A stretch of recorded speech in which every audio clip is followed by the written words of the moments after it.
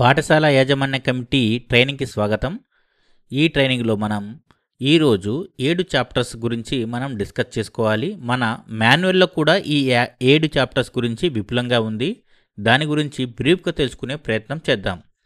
First chapter ఏంటంటే పాఠశాల యాజమాన్య కమిటీని ఏ విధంగా ఏర్పాటు చేసుకోవాలి, ఆ సభ్యుల యొక్క విధులేంటి, బాధ్యతలు ఏంటి అనేది ఫస్ట్ చాప్టర్లో ఉంది. ఈ చాప్టర్లో మనం డిస్కస్ చేసుకోబోయే పాయింట్స్ అన్నీ కూడా ఈ స్క్రీన్ పైన కనిపిస్తున్నాయి, చూడండి. ఈ యాజమాన్య కమిటీ యొక్క ఎన్నిక విధులేంటి, తర్వాత ఆ బాధ్యతలు ఏంటి, ఎన్నిక విధానము, స్వచ్ఛ భారత్ గురించి, లింగ వివక్షత గురించి, మన బడి మన భవిష్యత్తు అనగా స్కూల్ ఇన్ఫ్రా గురించి, ఎండిఎం గురించి, టీఎంఎఫ్, వీటన్నిటి గురించి మనం బ్రీఫ్గా తెలుసుకునే ప్రయత్నం చేద్దాం. పాఠశాల యాజమాన్య కమిటీ ఎన్నిక విధానం ఏ విధంగా జరుగుతుందో చూసే ముందు అసలు పాఠశాల యాజమాన్య కమిటీ ఎందుకు, పాఠశాల యాజమాన్య కమిటీలను ప్రభుత్వం ఎందుకు ఏర్పాటు చేస్తుందనేది మనం తెలుసుకోవాల్సిన అవసరం ఎంతైనా ఉంది. ఏ పథకమైనా విజయవంతంగా అమలు జరిగి అనుకున్న ఫలితాలు సాధించాలంటే ప్రజల భాగస్వామ్యం చాలా చాలా అవసరం. అందులోనూ విద్యా హక్కు చట్టం వంటి చాలా ఇంపార్టెంట్ పథకాలు అమలు జరగాలంటే ప్రజల భాగస్వామ్యం చాలా కీలకం అన్నమాట. ఈ ప్రజల భాగస్వామ్యం కూడా ఎలా ఉండాలంటే ఈ విద్యా హక్కు చట్టము వల్ల లబ్ధి పొందే వర్గాలు, సామాజిక వర్గాలు ఏవైతే ఉన్నాయో, అణగారిన వర్గాలు ఏవైతే ఉన్నాయో వాళ్ళను దీంట్లో ఈ పథకాల్లో భాగస్వామ్యం చేయాలంటే, ఈ వ్యవస్థలో భాగస్వామ్యం చేయాలంటే దానికి పాఠశాల యాజమాన్య కమిటీలను ఏర్పాటు చేయడం ఒక్కటే మార్గమని ప్రభుత్వం భావించి ఈ పాఠశాల యాజమాన్య కమిటీ అనే చట్టబద్ధ వ్యవస్థను ఏర్పాటు చేసింది. ఈ వ్యవస్థ ప్రతి పాఠశాలలో కొనసాగుతుంది. ప్రతి పాఠశాల అంటే గవర్నమెంట్ స్కూల్స్ అన్నిట్లో కూడా, మున్సిపల్ స్కూల్స్ కానివ్వండి, జిల్లా పరిషత్ స్కూల్స్ కానివ్వండి, మండల పరిషత్ స్కూల్స్ కానివ్వండి, అన్ని పాఠశాలలో ఎయిడెడ్ స్కూల్స్తో సహా అన్నిట్లో ఉంటాయి. ఒక ప్రైవేట్ అన్ఎయిడెడ్ పాఠశాలలో తప్ప మిగతా అన్ని పాఠశాలలో మనం పాఠశాల యాజమాన్య కమిటీలను ఏర్పాటు చేసుకుంటాం. దీంట్లో 3 రకాల సభ్యులు ఉంటారు. వాళ్ళెవరో ఒకసారి తెలుసుకుందాం. ఈ 3 రకాల సభ్యుల్లో మొట్టమొదటి వర్గం ఎవరంటే ఎన్నికైన సభ్యులు. అంటే ప్రతి తరగతి నుండి 3 తల్లిదండ్రుల్ని కానీ లేదా సంరక్షకుల్ని కానీ మనం ఈ సభ్యులుగా తీసుకుంటాము. ఆ 3లో కూడా ఆ 3 సభ్యుల్లో ఒకరు అణగారిన వర్గానికి చెందినవారు, ఒకరు బీసీ వర్గానికి చెందిన వారే ఉండాలి. ఆ 3లో కూడా 2 మహిళలే ఉండాలి. ఇది చాలా చాలా ఇంపార్టెంట్. మనం చైర్మన్, వైస్ చైర్మన్గా కూడా ఈ ఎన్నికైన సభ్యుల నుంచి మాత్రమే తీసుకుంటాము. మిగతా 2 రకాల సభ్యులు ఉంటారు కదా, వాళ్ళ నుంచి మనం చైర్మన్, వైస్ చైర్మన్ అని తీసుకోము. చైర్మన్, వైస్ చైర్మన్కి ఇద్దరిలో ఒకరు మహిళ కంపల్సరీ ఉండాలి. ఈ పాఠశాల యాజమాన్య కమిటీకి మెంబర్ కన్వీనర్గా పాఠశాల హెచ్ఎం కొనసాగుతారు. ఈ కమిటీ కాల పరిమితి మనకు తెలిసిందే 2 సంవత్సరాలు. 2 సంవత్సరాలు లోపు ఒకవేళ 1 సంవత్సరంలో ఖాళీ అయ్యే స్థానాలకి వెంటనే మనం 1వ తరగతిలో జాయిన్ అయ్యే పిల్లల తల్లిదండ్రులతో మనం ఆ ఖాళీలను భర్తీ చేసుకోవచ్చు. మిగతా 2 కేటగిరీలు ఏంటంటే ప్రతినిత్య సభ్యులు అంటాము. వీటిని ఇంగ్లీష్లో ఎక్స్ అఫీషియో మెంబర్స్ అంటారు. ఎక్స్ అఫీషియో మెంబర్స్ 6 ఉంటారండి. చాలా చాలా ఇంపార్టెంట్. ఎన్నికయ్యే సభ్యులు ప్రతి తరగతికి 3 ఉంటే ఎక్స్ అఫీషియో సభ్యులు బడి మొత్తం మీద 6 మాత్రమే ఉంటారు. వాళ్ళలో ఒకరు ఎవరంటే పాఠశాల హెచ్ఎం, తర్వాత పాఠశాల నుంచి నామినేట్ చేయబడిన టీచర్ ఒకరు ఉంటారు. వార్డు మెంబర్ కానీ, కౌన్సిలర్ కానీ, కార్పొరేటర్ కానీ, అంటే పంచాయతీలో అయితే వార్డు మెంబర్లు ఉంటారు, టౌన్స్లో మున్సిపాలిటీస్లో అయితే, కార్పొరేషన్స్లో అయితే కౌన్సిలర్లు, కార్పొరేటర్లు ఉంటారు. తర్వాత అంగన్వాడీ కార్యకర్త ఉంటారు, ఏఎన్ఎం ఉంటారు, తర్వాత మహిళా సమాఖ్య అధ్యక్షురాలు ఉంటారు. ఈ విధంగా 6 ఎక్స్ అఫీషియో మెంబర్స్ ఉంటారు. వీళ్ళ నుండి మనం చైర్మన్ని కానీ వైస్ చైర్మన్ని కానీ ఎన్నిక చెయ్యము. తర్వాత 2 కోఆపరేట్ మెంబర్స్ ఉంటారు. ఈ కోఆపరేట్ మెంబర్స్ కూడా ఎవరైనా ఉండొచ్చు. అంటే విద్యావేత్తలు కానీ, బడి డెవలప్మెంట్కి ఉపయోగపడతారు అనుకున్న ఎవరైనా కూడా మనం కోఆపరేట్ మెంబర్స్గా తీసుకోవచ్చు. అంటే వీళ్ళలో దాతలు ఉండొచ్చు, విద్యావేత్తలు ఉండొచ్చు, స్థానిక ఎన్జిఓస్ ఉండొచ్చు, పూర్వ విద్యార్థులు ఉండొచ్చు, ఎవరైనా కానివ్వండి. 2 కోఆపరేట్ మెంబర్స్ ఉంటారు. తర్వాత పాఠశాల యాజమాన్య కమిటీని ఏ విధంగా ఏర్పాటు చేసుకోవాలి, వీళ్ళు ఎవరు పర్యవేక్షణలో ఉంటారంటే ప్రాథమిక పాఠశాల అయితే ఎంఈఓల పర్యవేక్షణలో ఉంటారు. అలా కాకుండా పెద్ద స్కూల్స్, హై స్కూల్స్ అయితే డిఓల పర్యవేక్షణలో ఉంటారు.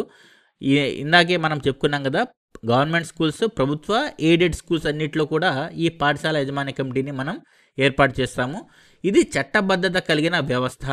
అంటే విద్యా వ్యవస్థని డెవలప్మెంట్, అంటే ఉన్న స్థితి నుంచి ఇంకాస్త బెటర్గా చేయడానికి ప్రభుత్వం తీసుకొచ్చిన ఒక చట్టబద్ధ వ్యవస్థే పాఠశాల యాజమాన్య కమిటీ. తర్వాత ఎవరైనా ఎవరైనా కానివ్వండి, పిల్లలు పాఠశాలల్లో 5th క్లాస్ చదివి కానీ లేకపోతే మైగ్రేషన్ వల్ల ఏదైనా క్లాస్ నుంచి టీసీ తీసుకుని వెళ్ళిపోతే ఆ వదిలి వెళ్ళిన కారణంగా తమ సభ్యత్వాన్ని కోల్పోయిన తల్లి తండ్రి సంరక్షకుని స్థానంలో ఆ పాఠశాలలో మొదటి తరగతిలో చేరిన విద్యార్థిని తల్లి లేదా తండ్రి లేదా సంరక్షకుని ఆ పాఠశాల యాజమాన్య కమిటీలోకి తీసుకుంటారు. ఒకవేళ ఫస్ట్ క్లాస్లో ఆల్రెడీ శాచురేట్ అయి ఉంటే మనం ఏం చేస్తాము, వేరే క్లాసెస్లో జాయిన్ అయ్యే తల్లిదండ్రులను కూడా, అంటే కొత్తగా జాయిన్ అయ్యే పిల్లల తల్లిదండ్రులని కూడా మనం తీసుకోవచ్చు. తర్వాత ఆ యాజమాన్య కమిటీ, పాఠశాల యాజమాన్య కమిటీ సమావేశాల్లో ఎప్పుడైనా కానివ్వండి సర్పంచ్, మున్సిపల్ చైర్మన్, మేయర్ వాళ్ళు సమావేశంలో పాల్గొనడానికి విచక్షణ కలిగి ఉంటారు. అంటే పాఠశాల యాజమాన్య కమిటీ సమావేశం ఏర్పాటు చేసినప్పుడు మనం వారికి సమాచారం అందిస్తాము. వారు బడికి డెవలప్మెంట్ కోసం తమ అమూల్యమైన సలహాలను సూచనలు ఇవ్వడానికి పాల్గొనే అధికారాన్ని కలిగి ఉంటారు. పాఠశాల యాజమాన్య కమిటీ విధులు బాధ్యతలు మనం తెలుసుకోవాలి. ఇదేంటంటే మన ఊర్లో ఉన్న బడిఈడు పిల్లలందరూ బడిలోనే ఉండాలన్న ఏకైక ప్రధాన లక్ష్యంతో మనం పాఠశాల కమిటీ బాధ్యతను నిర్వహించాలి. ఏ కారణం వల్లనైనా పిల్లలు ఎవరైనా దూరంగా ఉంటే, వికలాంగులైనా కానీ మరి ఏ ఇతర కారణాల వలనైనా కానీ బడికి దూరంగా ఉన్నా, వలస వెళ్ళినా అలాంటి వారిని గురించి కూడా మనం చాలా పట్టించుకోవాలి. ఇదే పాఠశాలలో చదువు కొనసాగే విధంగా చర్యలు తీసుకోవచ్చు. అది ఎలాగో దీంట్లో తెలుసుకుందాం. రోజుకొకరు చొప్పున మధ్యాహ్న భోజనాన్ని పరిశీలించడం, తగు సూచనలు సలహాలు ఇవ్వడము, తర్వాత మధ్యాహ్న బడి భోజన కార్యక్రమం గురించి మెరుగ్గా అందించడం గురించి అమలుపరచడంపై చర్చించడం, తర్వాత తల్లిదండ్రులు అవగాహన కల్పించడం, సామూహిక భోజన కార్యక్రమాలు, అంటే ఈ మధ్య మనం తిథి భోజన కార్యక్రమం కూడా నిర్వహించుకున్నాము. అలాంటి కార్యక్రమాల్లో పాల్గొనడం, వంట గ్యాస్ విషయంలో సహకరించడం, తర్వాత వంటగది నిర్మాణాల్లో సహకరించడం, మంచినీటి సరఫరా, స్వచ్ఛంద సంస్థల్ని మన బడి వరకు తీసుకొచ్చి సహాయం అందించడం, తర్వాత మనం విజిట్ చేసి, పాఠశాల యాజమాన్య కమిటీ సభ్యులు విజిట్ చేసి ఏదైనా ప్రత్యేక సందర్భాల్లో, అంటే స్వాతంత్ర దినోత్సవం అంటే ఆగస్ట్ 15కి, తర్వాత రిపబ్లిక్ డేస్కి, తర్వాత ఏదైనా స్పెషల్ ఈవెంట్స్లో విజిట్ చేసి ఏ పాఠశాల ఏ తరగతి అయితే పరిశుభ్రంగా ఉన్న డెకరేట్ చేసి ఉంటారో వాళ్ళకి మనం ప్రశంసా పత్రాన్ని ఇస్తే చాలా ఉపయోగకరంగా ఉంటుంది. పిల్లల్లో కూడా అది ఒక మోటివేషన్ని నింపుతుంది. తర్వాత ప్రధానోపాధ్యాయులు, గ్రామ వార్డు విద్యా సంక్షేమ సహాయకులు, పాఠశాల యాజమాన్య కమిటీలు ఈ కింది విధంగా బాధ్యత వహిస్తారు. అంటే ఇది చాలా చాలా ముఖ్యము. సోమవారాలు, గురువారాల్లో అయితే గ్రామ వార్డు విద్యా సంక్షేమ సహాయకులు, అంటే village ward educational and welfare assistant అంటాం కదా, వాళ్ళు ఫోటోలు అప్లోడ్ చేస్తారు. బుధవారం, శుక్రవారం మాత్రం పాఠశాల యాజమాన్య కమిటీలు ఫోటోలు అప్లోడ్ చేస్తారు. వీరికి హెచ్ఎం సహకారం అందిస్తారు. ఎందుకంటే అందరికీ టెక్నికల్గా అవగాహన ఉండొచ్చు, ఉండకపోవచ్చు. కాబట్టి హెచ్ఎం వీళ్ళకి సహకారం అందిస్తారు. పాఠశాల యాజమాన్య కమిటీ సభ్యులు దానికి బాధ్యత మాత్రం కమిటీ చైర్మన్ వహిస్తారు. బుధవారం, శుక్రవారం మాత్రం పాఠశాల యాజమాన్య కమిటీ బాధ్యత తీసుకుంటుంది. తర్వాత తగినంత నీరు బడికి అందేలా ఏర్పాటు చేసుకోవాలి. దానికి సంబంధించి ఏదైనా అవసరమైతే కమిటీలను ఏర్పాటు చేసుకోవాలి. ఉప కమిటీలను కూడా మనం ఏర్పాటు చేసుకుని స్కూల్ డెవలప్మెంట్ కోసం నిరంతరం మనం ఆలోచిస్తూ ఉండాలి. పాఠశాల పరిపాలనా తీరు ఏ విధంగా ఉండాలో చూద్దాం ఒకసారి. పాఠశాలకి గైర్హాజరయ్యే విద్యార్థుల తల్లిదండ్రులతో మాట్లాడి వారు హాజరుని పెంచేలా ప్రతి విద్యా సంవత్సరం చివరిలో పాఠశాల నుంచి బయటికి వెళ్ళే విద్యార్థులు వేరే క్లాసులో జాయిన్ అవుతున్నారా లేదా అనేది మనం పట్టించుకోవాలి. అంటే హై స్కూల్లో జాయిన్ అవుతున్నారా, లేకపోతే హై స్కూల్ పిల్లలు +1లో జాయిన్ అవుతున్నారా, ఇంటర్మీడియట్లో జాయిన్ అవుతున్నారా లేదా అనేది మనం పట్టించుకోవాలి. దానికి సంబంధించి ఆ తల్లిదండ్రులకి కౌన్సిలింగ్ నిర్వహించడం లాంటివి కూడా చేయొచ్చు. ఇన్ఫ్రాస్ట్రక్చర్ నిర్మాణాలకు తగిన తోడ్పాటు అందించాలి. అంటే అదనపు తరగతి గదులు ఇలాంటి నిర్మాణంలో కూడా మనం పట్టించుకోవాలి, ఉన్నతాధికారులతో మాట్లాడాలి. ఇది హెచ్ఎంతో పాటు యాజమాన్య కమిటీ మొత్తం దీనికి సంబంధించిన సహాయ సహకారాలు పాఠశాలకు అందించాలన్నమాట. పాఠశాల యాజమాన్య కమిటీ సమావేశాలకు తప్పనిసరిగా హాజరై పాఠశాలకు సమగ్ర శిక్ష, ఇతర కార్యక్రమాల నుంచి అందే నిధులు సరైన విధానంలో సద్వినియోగం అయ్యేలా సూచనలు చేయాలి.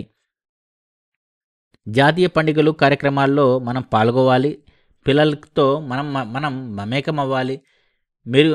ఇటీవల పాఠశాలలో మెరుగుపరిచిన సౌకర్యాల పరిరక్షణకు తగిన చర్యలు తీసుకోవాలి. అంటే ప్రతి తరగతికి ఆల్మోస్ట్ ప్రతి పాఠశాలకి మనం డిజిటల్ ఇన్ఫ్రాస్ట్రక్చర్ అందించారు. అంటే మన స్మార్ట్ టీవీ కానీ, ఐఎఫ్పి కానీ అందించారు. తర్వాత నూతనంగా గ్రీన్ బోర్డులు అందించారు. ప్రతి తరగతికి ప్రతి ఇద్దరు పిల్లలకు ఒక డెస్క్ని ప్రొవైడ్ చేశారు. కాబట్టి అవన్నీ కూడా సక్రమంగా వినియోగం జరుగుతున్నాయా లేదా, పాఠశాల ఆస్తుల ధ్వంసం కాకుండా తగిన పరిరక్షణ చర్యలు ఏ విధంగా చేపట్టాలి అనేవి మనం డిస్కస్ చేయాలి. పాఠశాల పరిధిలో 100% బడి వయసు పిల్లల నమోదు అంటే జీఈఆర్ 100%, అంటే బడి బయట ఎవరు ఉండడానికి వీల్లేదు. ఆ క్యాచ్మెంట్ ఏరియాలో ఉన్న పిల్లలందరూ 100% ఏదో ఒక బడిలో ఎన్రోల్ అయి ఉండాలి.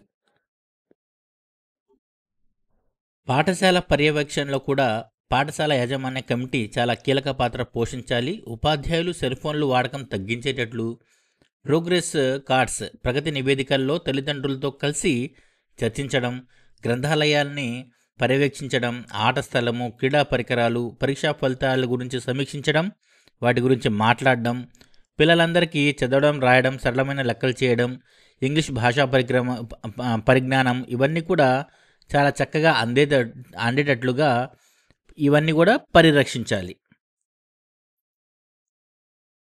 డొక్కా సీతమ్మ మధ్యాహ్న బడి భోజనం అమలు పర్యవేక్షణ కూడా పాఠశాల యాజమాన్య కమిటీ బాధ్యత. పౌష్టికాహారం అందేటట్టుగా చూడాలి. వంటగది సరుకులు ఇవన్నీ కూడా పరిశుభ్రంగా ఉన్నాయో లేదో చూసుకోవాలి. కూరగాయలు పండించేందుకు సరైన అవకాశాలు ఏర్పాట్లు చేయాలి. వంట చేసేవారు శుభ్రంగా ఉండేటట్లుగా చూడాలి. వాళ్ళు చేతులకి గ్లౌజ్ ధరించాలి. తర్వాత తలకి క్యాప్ ధరించడం, యాప్రాన్ ధరించడం ఇవన్నీ కూడా జాగ్రత్త చూసుకోవాలి. ఆహార వివరాలు పట్టికను కూడా డిస్ప్లేలో ఉంచాలి.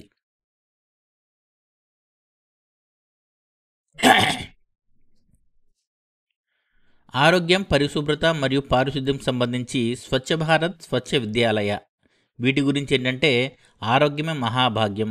విద్యార్థులకు అనుకూలమైన అభ్యసన వాతావరణం పెంపొందించడంలో పాఠశాల పరిశుభ్రత మరియు పారిశుద్ధ్యం కీలక పాత్ర పోషిస్తుంది. వీటితో పిల్లల హాజరు శాతం కూడా ముడిపడి ఉంటుంది. కాబట్టి పిల్లల యొక్క ఆరోగ్యమే మహాభాగ్యము. ఈ విషయంలో తల్లిదండ్రులకి అవగాహన కల్పించాలి. వ్యక్తిగత పరిశుభ్రత కూడా చాలా చాలా అవసరము.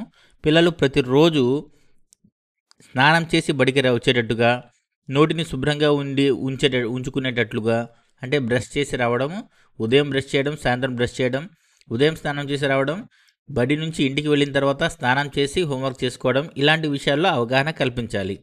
పరిసరాల పరిశుభ్రత తల్లిదండ్రులు గురించి మనకి దీంట్లో ఏం చెప్తున్నారంటే గాలి వెలుతురు బాగా ఉండేటట్టుగా చూసుకోవాలి. పాఠశాలలో క్రిమికీటకాలు చేరకుండా చూసుకోవాలి. వెంటిలేషన్ కరెక్ట్గా ఉండాలి. కిటికీల దగ్గర వెంటిలేషన్ బాగా ఉండేట్టుగా చూసుకోవాలి. చెత్తబుడ్డలు వాడే పద్ధతులను తెలియజేయాలి. ఇంకుడు గుంటలను, చెత్త గుంటలను ఏర్పాటు చేయాలి. తర్వాత కూరగాయల తోట పెంచడానికి ప్రోత్సహించాలి. తరగతి గది పరిశుభ్రత గురించి ఏమంటున్నారంటే పరిశుభ్రమైన తరగతి గదులు అనుకూలమైన అభ్యాసన వాతావరణాన్ని దోహదం చేస్తాయి. ప్రతిరోజు తరగతి గదులను కంపల్సరీగా ఊడవాలి. తర్వాత తడి బట్టతో అప్పుడప్పుడు తుడుస్తుండాలి. చెత్తబుట్టలు ఏర్పాటు చేయాలి. గోడలు నేలపై ఉమ్మివేయడం, కాగితాలు చింపివేయడం, పిచ్చిగీతలు గీయడం లాంటి పనులు చేయకుండా ఉండేటట్టుగా పిల్లలకి అవగాహన కల్పించాలి. ఇవన్నీ కూడా ఎస్ఎంసీ సభ్యుల బాధ్యత. చేతుల పరిశుభ్రత కూడా పిల్లలు భోజనానికి ముందు తర్వాత చేతులు శుభ్రంగా కడుక్కోవాలి. అలా కడుక్కుంటేనే అంటువ్యాధులు రాకుండా ఉంటాయి. అంటువ్యాధులు రాకుండా ఇలాంటివి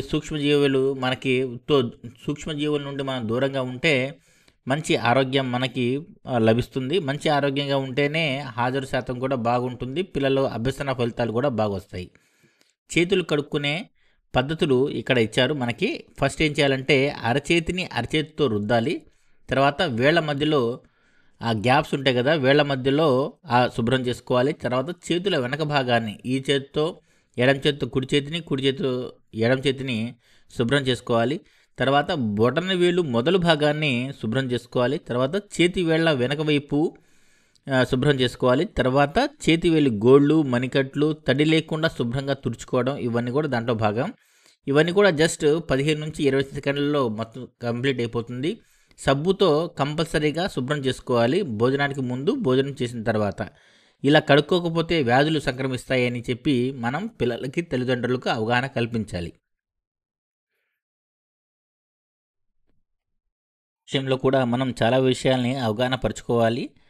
పౌష్టికాహారంతో పాటుగా పరిశుభ్రమైన నీరు అందుబాటులో ఎప్పుడూ ఉండాలన్నమాట. టైఫాయిడ్, కలరా, విరోచనాలు, పచ్చకామెర్లు ఇలాంటివి పిల్లలకి దరిచేయకుండా చేయాలంటే మనం చక్కటి తాగునీరు, పరిశుభ్రమైన వాతావరణం తప్పనిసరిగా ఉండాలి. తాగునీటి సదుపాయం ఎప్పుడు అందుబాటులో ఉండేట్టుగా చూసుకోవాలి. తర్వాత నెలకు ఒకసారి పరీక్ష చేయాలి, తాగునీటిని పరీక్ష చేయాలి. ఆల్మోస్ట్ ప్రతి పాఠశాలలో కూడా ట్యాప్స్ ఉంటున్నాయి, అంటే ప్లాంట్కి ట్యాప్స్ ఉంటాయి.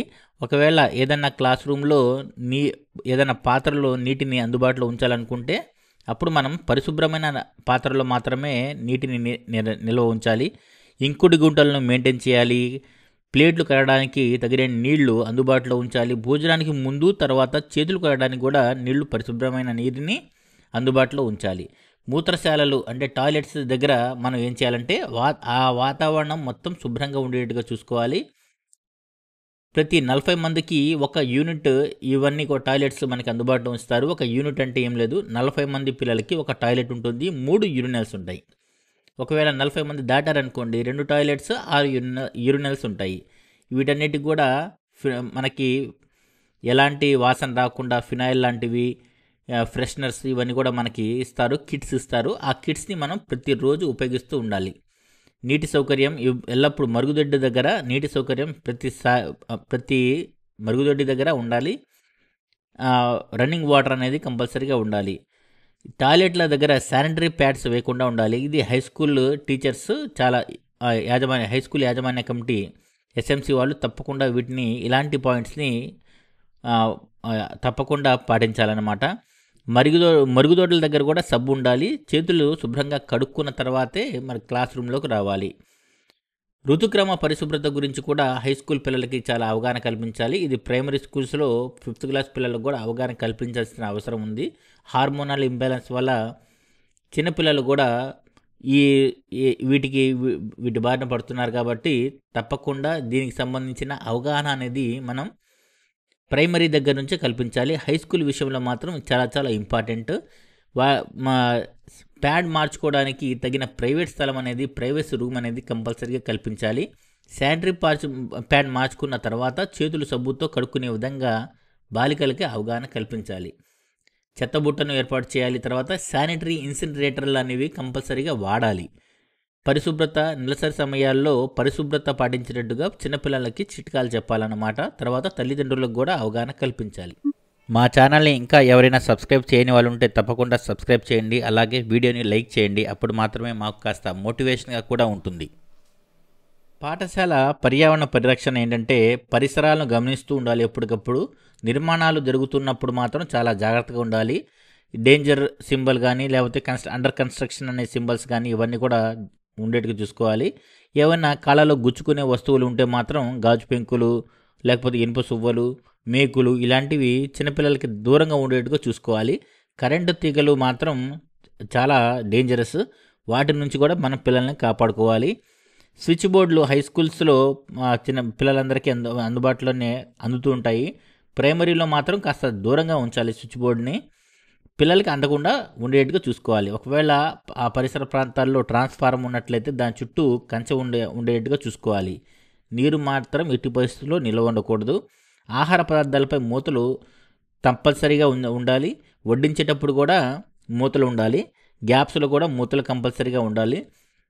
ఆ వంట చేసేవాళ్ళు, వంట వడ్డించేవాళ్ళు కంపల్సరీగా గ్లౌజులు, యాప్రాన్, తలకి టోపీ ఇవన్నీ కూడా ధరించి ఉండాలి. ఎల్పిజి సిలిండర్ ఉపయోగించేటట్టుగా మనం అవగాహన కల్పించాలి. కట్టెల పొయ్యి వినియోగాన్ని తగ్గించాలి. శుభ్రతని మనం కంపల్సరీగా టాప్ ప్రయారిటీ ఇవ్వాలన్నమాట. పాఠశాల ప్రాంగణం అంతా పచ్చదనంతో నిండి ఉందా లేదా గమనించాలి. వీలైనంత వరకు పాఠశాల ఆవరణలో కిచెన్ గార్డెన్ ఉండేట్టుగా చూసుకోవాలన్నమాట. ప్రతి పాఠశాలకు హరిత పాఠశాలగా తీర్చిదిద్దాల్సిన అవసరం, బాధ్యత మనందరిపైన ఉన్నది. తర్వాత తడి చెత్త, పొడి చెత్త, ఎలక్ట్రానిక్ చెత్త అంటే 3వ రకం అనమాట. గ్రీను, బ్లూ, రెడ్ ఇలాంటి డస్ట్బిన్స్ కూడా మనం మెయింటైన్ చేయాలి. తర్వాత అవసరమైన రోడ్లు, స్కూల్కి దగ్గరలో స్కూల్కి ఎదురుగానే రోడ్లు ఉంటే దానికి సంబంధించిన కాషన్ బోర్డ్స్ని లేకపోతే స్పీడ్ బ్రేకర్ని కంపల్సరీగా ఏర్పాటు చేయాలి. తినుబండారాలు అమ్మే షాపులు ఉండకుండా చూడాలి. ఇది చాలా చాలా ఇంపార్టెంట్. పొగ తాగడం నిషేధం, లేకపోతే పొగాకు రహిత విద్యా సంస్థ అనే బోర్డును మనం కంపల్సరీగా ఏర్పాటు చేయాలి. అంటే టొబాకో ఫ్రీ ఎడ్యుకేషనల్ ఇన్స్టిట్యూషన్ అన్నమాట. త- అక్కడ ఆ చుట్టుపక్కల ఎవరు ఉపయోగించడానికి వీల్లేదు, ఎవరు అమ్మడానికి వీల్లేదు. తర్వాత మొక్కలు స్పెషల్ డేస్లో, ఈవెంట్స్లో మొక్కలు తల్లిదండ్రుల చేత మొక్కలు నాటించేటట్టుగా చూడాలి. తల్లిదండ్రుల యొక్క సంభాషణ ఇక్కడ ఇచ్చారు, ఒకసారి చూడండి. మన మాన్యువల్లో కూడా ఇవన్నీ అందుబాటులో ఉన్నాయి కాబట్టి ఒకసారి చదివితే సరిపోతుంది. పాఠశాల సంబంధిత లింగ వివక్ష, వీటిపైన కూడా టాప్ ప్రయారిటీ ఇచ్చి మనం లింగ వివక్షత లేకుండా చూసుకోవాలి. అమ్మాయి అయినా అబ్బాయి అయినా ఒకటే అనే భావన తల్లిదండ్రులతో పాటు పాఠశాల యాజమాన్య కమిటీ కూడా కలిగి ఉండాల్సిన అవసరం ఎంతైనా ఉంది. తల్లిదండ్రులకు కూడా అవగాహన కల్పించాల్సిన అవసరం కూడా ఉంది. ఆడపిల్లల పట్ల వివక్ష అనేది ఎట్టి పరిస్థితుల్లో ఉండకూడదు. పిల్లల్ని దూషించడం, కొట్టడం, తిట్టడం వంటివి జరిగినప్పుడు వెంటనే పాఠశాల యాజమాన్య కమిటీ నివారణ చర్యలు చేపట్టి ఆయా వ్యక్తులపై కఠిన చర్యలు తీసుకోవాలి. ఇది చాలా చాలా ఇంపార్టెంట్. కంప్లైంట్ బాక్స్ని మనం ఏర్పాటు చేస్తే ఏవైనా కంప్లైంట్స్ ఉంటే దాంట్లో రాసి పిల్లలు దాంట్లో కంప్లైంట్ రాస్తారు. అప్పుడు ఎవరో ఒక టీచర్ని దాన్ని బాధ్యత వహిస్తే ఆ కంప్లైంట్లో రాసిన పాయింట్స్ అన్నిటిపైన కూడా తక్షణం వెంటనే చర్యలు తీసుకోవచ్చు. తర్వాత అమ్మాయిలకి కానీ అమ్మాయిలకి పర్టికులర్గా అమ్మాయిలకి స్వీయ రక్షణ విధానాలపై అవగాహన కల్పించాలి. అండ్ కరాటే లాంటివి అవకాశం ఉంటే నేర్పించాలి.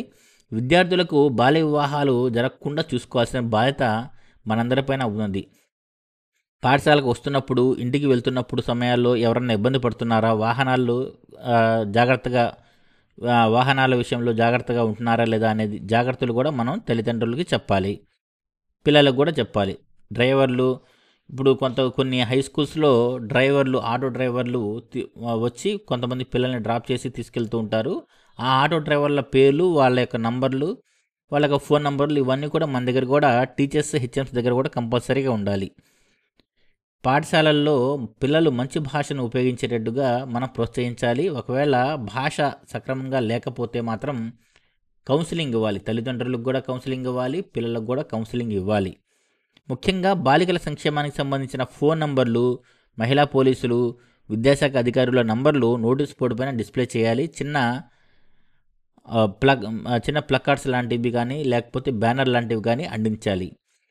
రకరకాల యాప్స్ మనకి ప్రస్తుతానికి అందుబాటులో వచ్చాయి కాబట్టి ఆ యాప్స్ గురించి కూడా అవగాహన కల్పించాలి. బడి బయట పిల్లలు విద్యా సదుపాయాల గురించి కూడా మనకి చాలా చాలా ఇంపార్టెన్స్ ఇస్తున్నారు. విద్యా హక్కు చట్టం ఏం చెప్తుందంటే 6 నుండి 14 సంవత్సరాల పిల్లలు ఎవరు బడి బయట ఉండడానికి వీల్లేదు. ఈ సిఆర్పీలు అంటే క్లస్టర్ రిజర్వ్ మొబైల్ టీచరు, ఉపాధ్యాయులు, హెచ్ఎం, అంగన్వాడీ కమ్యూనిటీ వీళ్ళందరి సహకారంతో బడి బయట పిల్లలు ఎవ్వరూ ఉండటానికి వీల్లేదు. అంటే 14 సంవత్సరాల లోపు పిల్లలందరూ కూడా కంపల్సరీగా బడిలోనే ఉండాలి. ఆ విధంగా మనం చర్యలు తీసుకోవాలన్నమాట. అసలు బడి బయట పిల్లలంటే ఎవరు? ఎన్సిపిసిఆర్ అంటే జాతీయ బాలల హక్కుల పరిరక్షణ కమిషన్ ఏం చెప్తుందంటే, ఎవరైతే విద్యార్థి నిరంతరాయంగా 30 రోజుల పాటు లేదా అంతకంటే ఎక్కువ కాలం పాఠశాలకు హాజరు కాకుండా మరియు ఇంతవరకు పాఠశాలలో నమోదు కానీ, అంటే ఎక్కడ ఏ పాఠశాలలోనే తన పేరు ఉండదు, 6 నుండి 14 సంవత్సరాల పిల్లలు ఎవరైతే ఉంటారో వాళ్ళని బడి బయట పిల్లలు అని చెప్పి అవుట్ ఆఫ్ స్కూల్ చిల్డ్రన్ అంటాం. ఇది అవుట్ ఆఫ్ స్కూల్ చిల్డ్రన్కి సంబంధించిన డెఫినేషన్ అన్నమాట. వీటిని రూపమాపడానికి సమగ్ర శిక్ష వాళ్ళు రకరకాల పథకాలు తీసుకొచ్చారు. నేను బడికి పోతా, మనం బడికి పోదాం యాప్, ఇలాంటివన్నీ కూడా మనకు తీసుకొచ్చారు. ఇలాంటి వాటితో ఈ కార్యక్రమం ఏ విధంగా జరుగుతుందంటే, పిల్లల్ని ఐడెంటిఫై చేసిన తర్వాత, బడి బయట పిల్లల్ని ఐడెంటిఫై చేసిన తర్వాత ఫస్ట్ ఏంటంటే నేరుగా బడిలో చేర్చడం లాంటివి చేస్తారు. డైరెక్ట్ ఎన్రోల్మెంట్ అంటాం అన్నమాట. లేకపోతే ఏంటంటే ప్రత్యేక శిక్షణ అందించడం ద్వారా కూడా పిల్లల్ని స్కూల్స్లో జాయిన్ చేస్తారు. ఈ రెండు రకాలుగా పిల్లల్ని ఎన్రోల్ చేస్తారు. ప్రత్యేక శిక్షణ అంటే ఏ విధంగా ఉంటుందంటే, నాన్ రెసిడెన్షియల్ శిక్షణ ఒకటి ఉంటుంది. అంటే నాన్ రెసిడెన్షియల్ ప్రత్యేక శిక్షణ కేంద్రాలు అనేవి ఉంటాయి. వయసుకు తగ్గ తరగతులు చేర్చినప్పటికీ వారికి ఆ తరగతులు కొనసాగించడానికి కావాల్సిన సామర్థ్యాలు ఉండవు. అలాంటప్పుడు ఈ ట్రైనింగ్ ఇచ్చి వాళ్ళకి 6 నెలలు వారి వయసుకు తగిన క్లాస్లో వాళ్ళని కొనసాగిస్తారనమాట. 6 నెలలు లేదా అంతకంటే పైబడి 18 నెలల లోపు బడికి దూరంగా ఉన్న పిల్లలు మరియు పాఠశాలలో చేరని పిల్లలు ఈ శిక్షణకు అర్హులు. ఇది చాలా చాలా ఇంపార్టెంట్. నాన్ రెసిడెన్షియల్ ట్రైనింగ్ ఎవరికి ఇస్తారు? 6 నెలలు బయట బడి మానేసి ఉన్నారు, లేదా సంవత్సరంన్నర లోపు, 6 నెలల నుంచి సంవత్సరంన్నర లోపు, అంటే అర సంవత్సరం నుంచి సంవత్సరంన్నర లోపు ఉన్న పిల్లల్ని మాత్రమే, బడి బయట ఉన్న పిల్లల్ని మాత్రమే నాన్ రెసిడెన్షియల్ ట్రైనింగ్ ఇస్తారు. రెసిడెన్షియల్ ట్రైనింగ్ ఎవరికంటే 18 నెలలు బడికి దూరంగా ఉన్న పిల్లలకి రెసిడెన్షియల్ ట్రైనింగ్ ఇస్తారు. అంటే మన బడికి పోదాం యాప్ ద్వారా బడి బయట గుర్తించబడిన పిల్లల్లో 18 నెలలు అంతకన్నా పైబడి బడికి దూరంగా ఉన్నటువంటి పిల్లల్ని దీంట్లో చేరుస్తామన్నమాట. ఇవి కాకుండా సీజనల్ హాస్టల్స్ ఎవరి కోసం? కొంతమంది తల్లిదండ్రులు వేరే ప్రాంతాలకి, వేరే టౌన్స్కి వలసపోతూ ఉంటారు. అది సీజన్ని బట్టి, అంటే 3 నెలలు 4 నెలలు సీజన్ని బట్టి వాళ్ళు మైగ్రేట్ అవుతుంటారు. అలాంటి పిల్లలు బడికి దూరంగా ఉండకూడదన్న ఉద్దేశంతో సీజనల్ హాస్టల్స్ని ఓపెన్ చేశారు. సీజనల్ హాస్టల్స్ ఏంటంటే ఆ 3 నెలల కాలం, లేదా 4 నెలల కాలం, లేదా 2 నెలల కాలం వరకు ఆ పిల్లల్ని అక్కడే ఆ హాస్టల్లో వదిలి ఆ తల్లిదండ్రులు మైగ్రేట్ అయితే ఆ తల్లిదండ్రులు మళ్ళీ వచ్చే వరకు అక్కడ సీజనల్ హాస్టల్లో పిల్లలు చదువుకుంటూ ఉంటారు. అలా కాకుండా అనాథ పిల్లలు, కొంతమంది పాక్షికంగా తల్లి కానీ తండ్రి కానీ చనిపోయిన పిల్లలు, ఇలాంటి వాళ్ళు హెచ్ఐవి బాధిత పిల్లలు, లేకపోతే హెచ్ఐవి బాధిత తల్లిదండ్రుల పిల్లలు, కొంతమంది ఇంకా మార్జినలైజ్ అయిపోయిన పిల్లలు సంబంధించి నేతాజీ సుభాష్ చంద్రబోస్ ఆవాసీయ పిల్లల విద్యాలయాలు కూడా ఉన్నాయి. ఇవి మొత్తం 15 ఉన్నాయి స్టేట్ మొత్తం మీద. ఈ విధంగా వాళ్ళకి మళ్ళీ మెయిన్ స్ట్రీమ్లోకి తీసుకొచ్చే ప్రయత్నాన్ని, ఏ ఒక్క అవకాశాన్ని కూడా వదిలిపెట్టకుండా ప్రభుత్వం వాళ్ళని మళ్ళీ మెయిన్ స్ట్రీమ్ ఎడ్యుకేషన్లోకి తీసుకొస్తున్నారు. తర్వాత రవాణా భత్యం కూడా మనకి ఇస్తున్నారు. 20 కిలోమీటర్ల పరిధి వరకు ఫ్రీ బస్ పాస్ కూడా మనకి 1వ తరగతి నుంచి 10వ తరగతి పిల్లలకి అందిస్తున్నారు.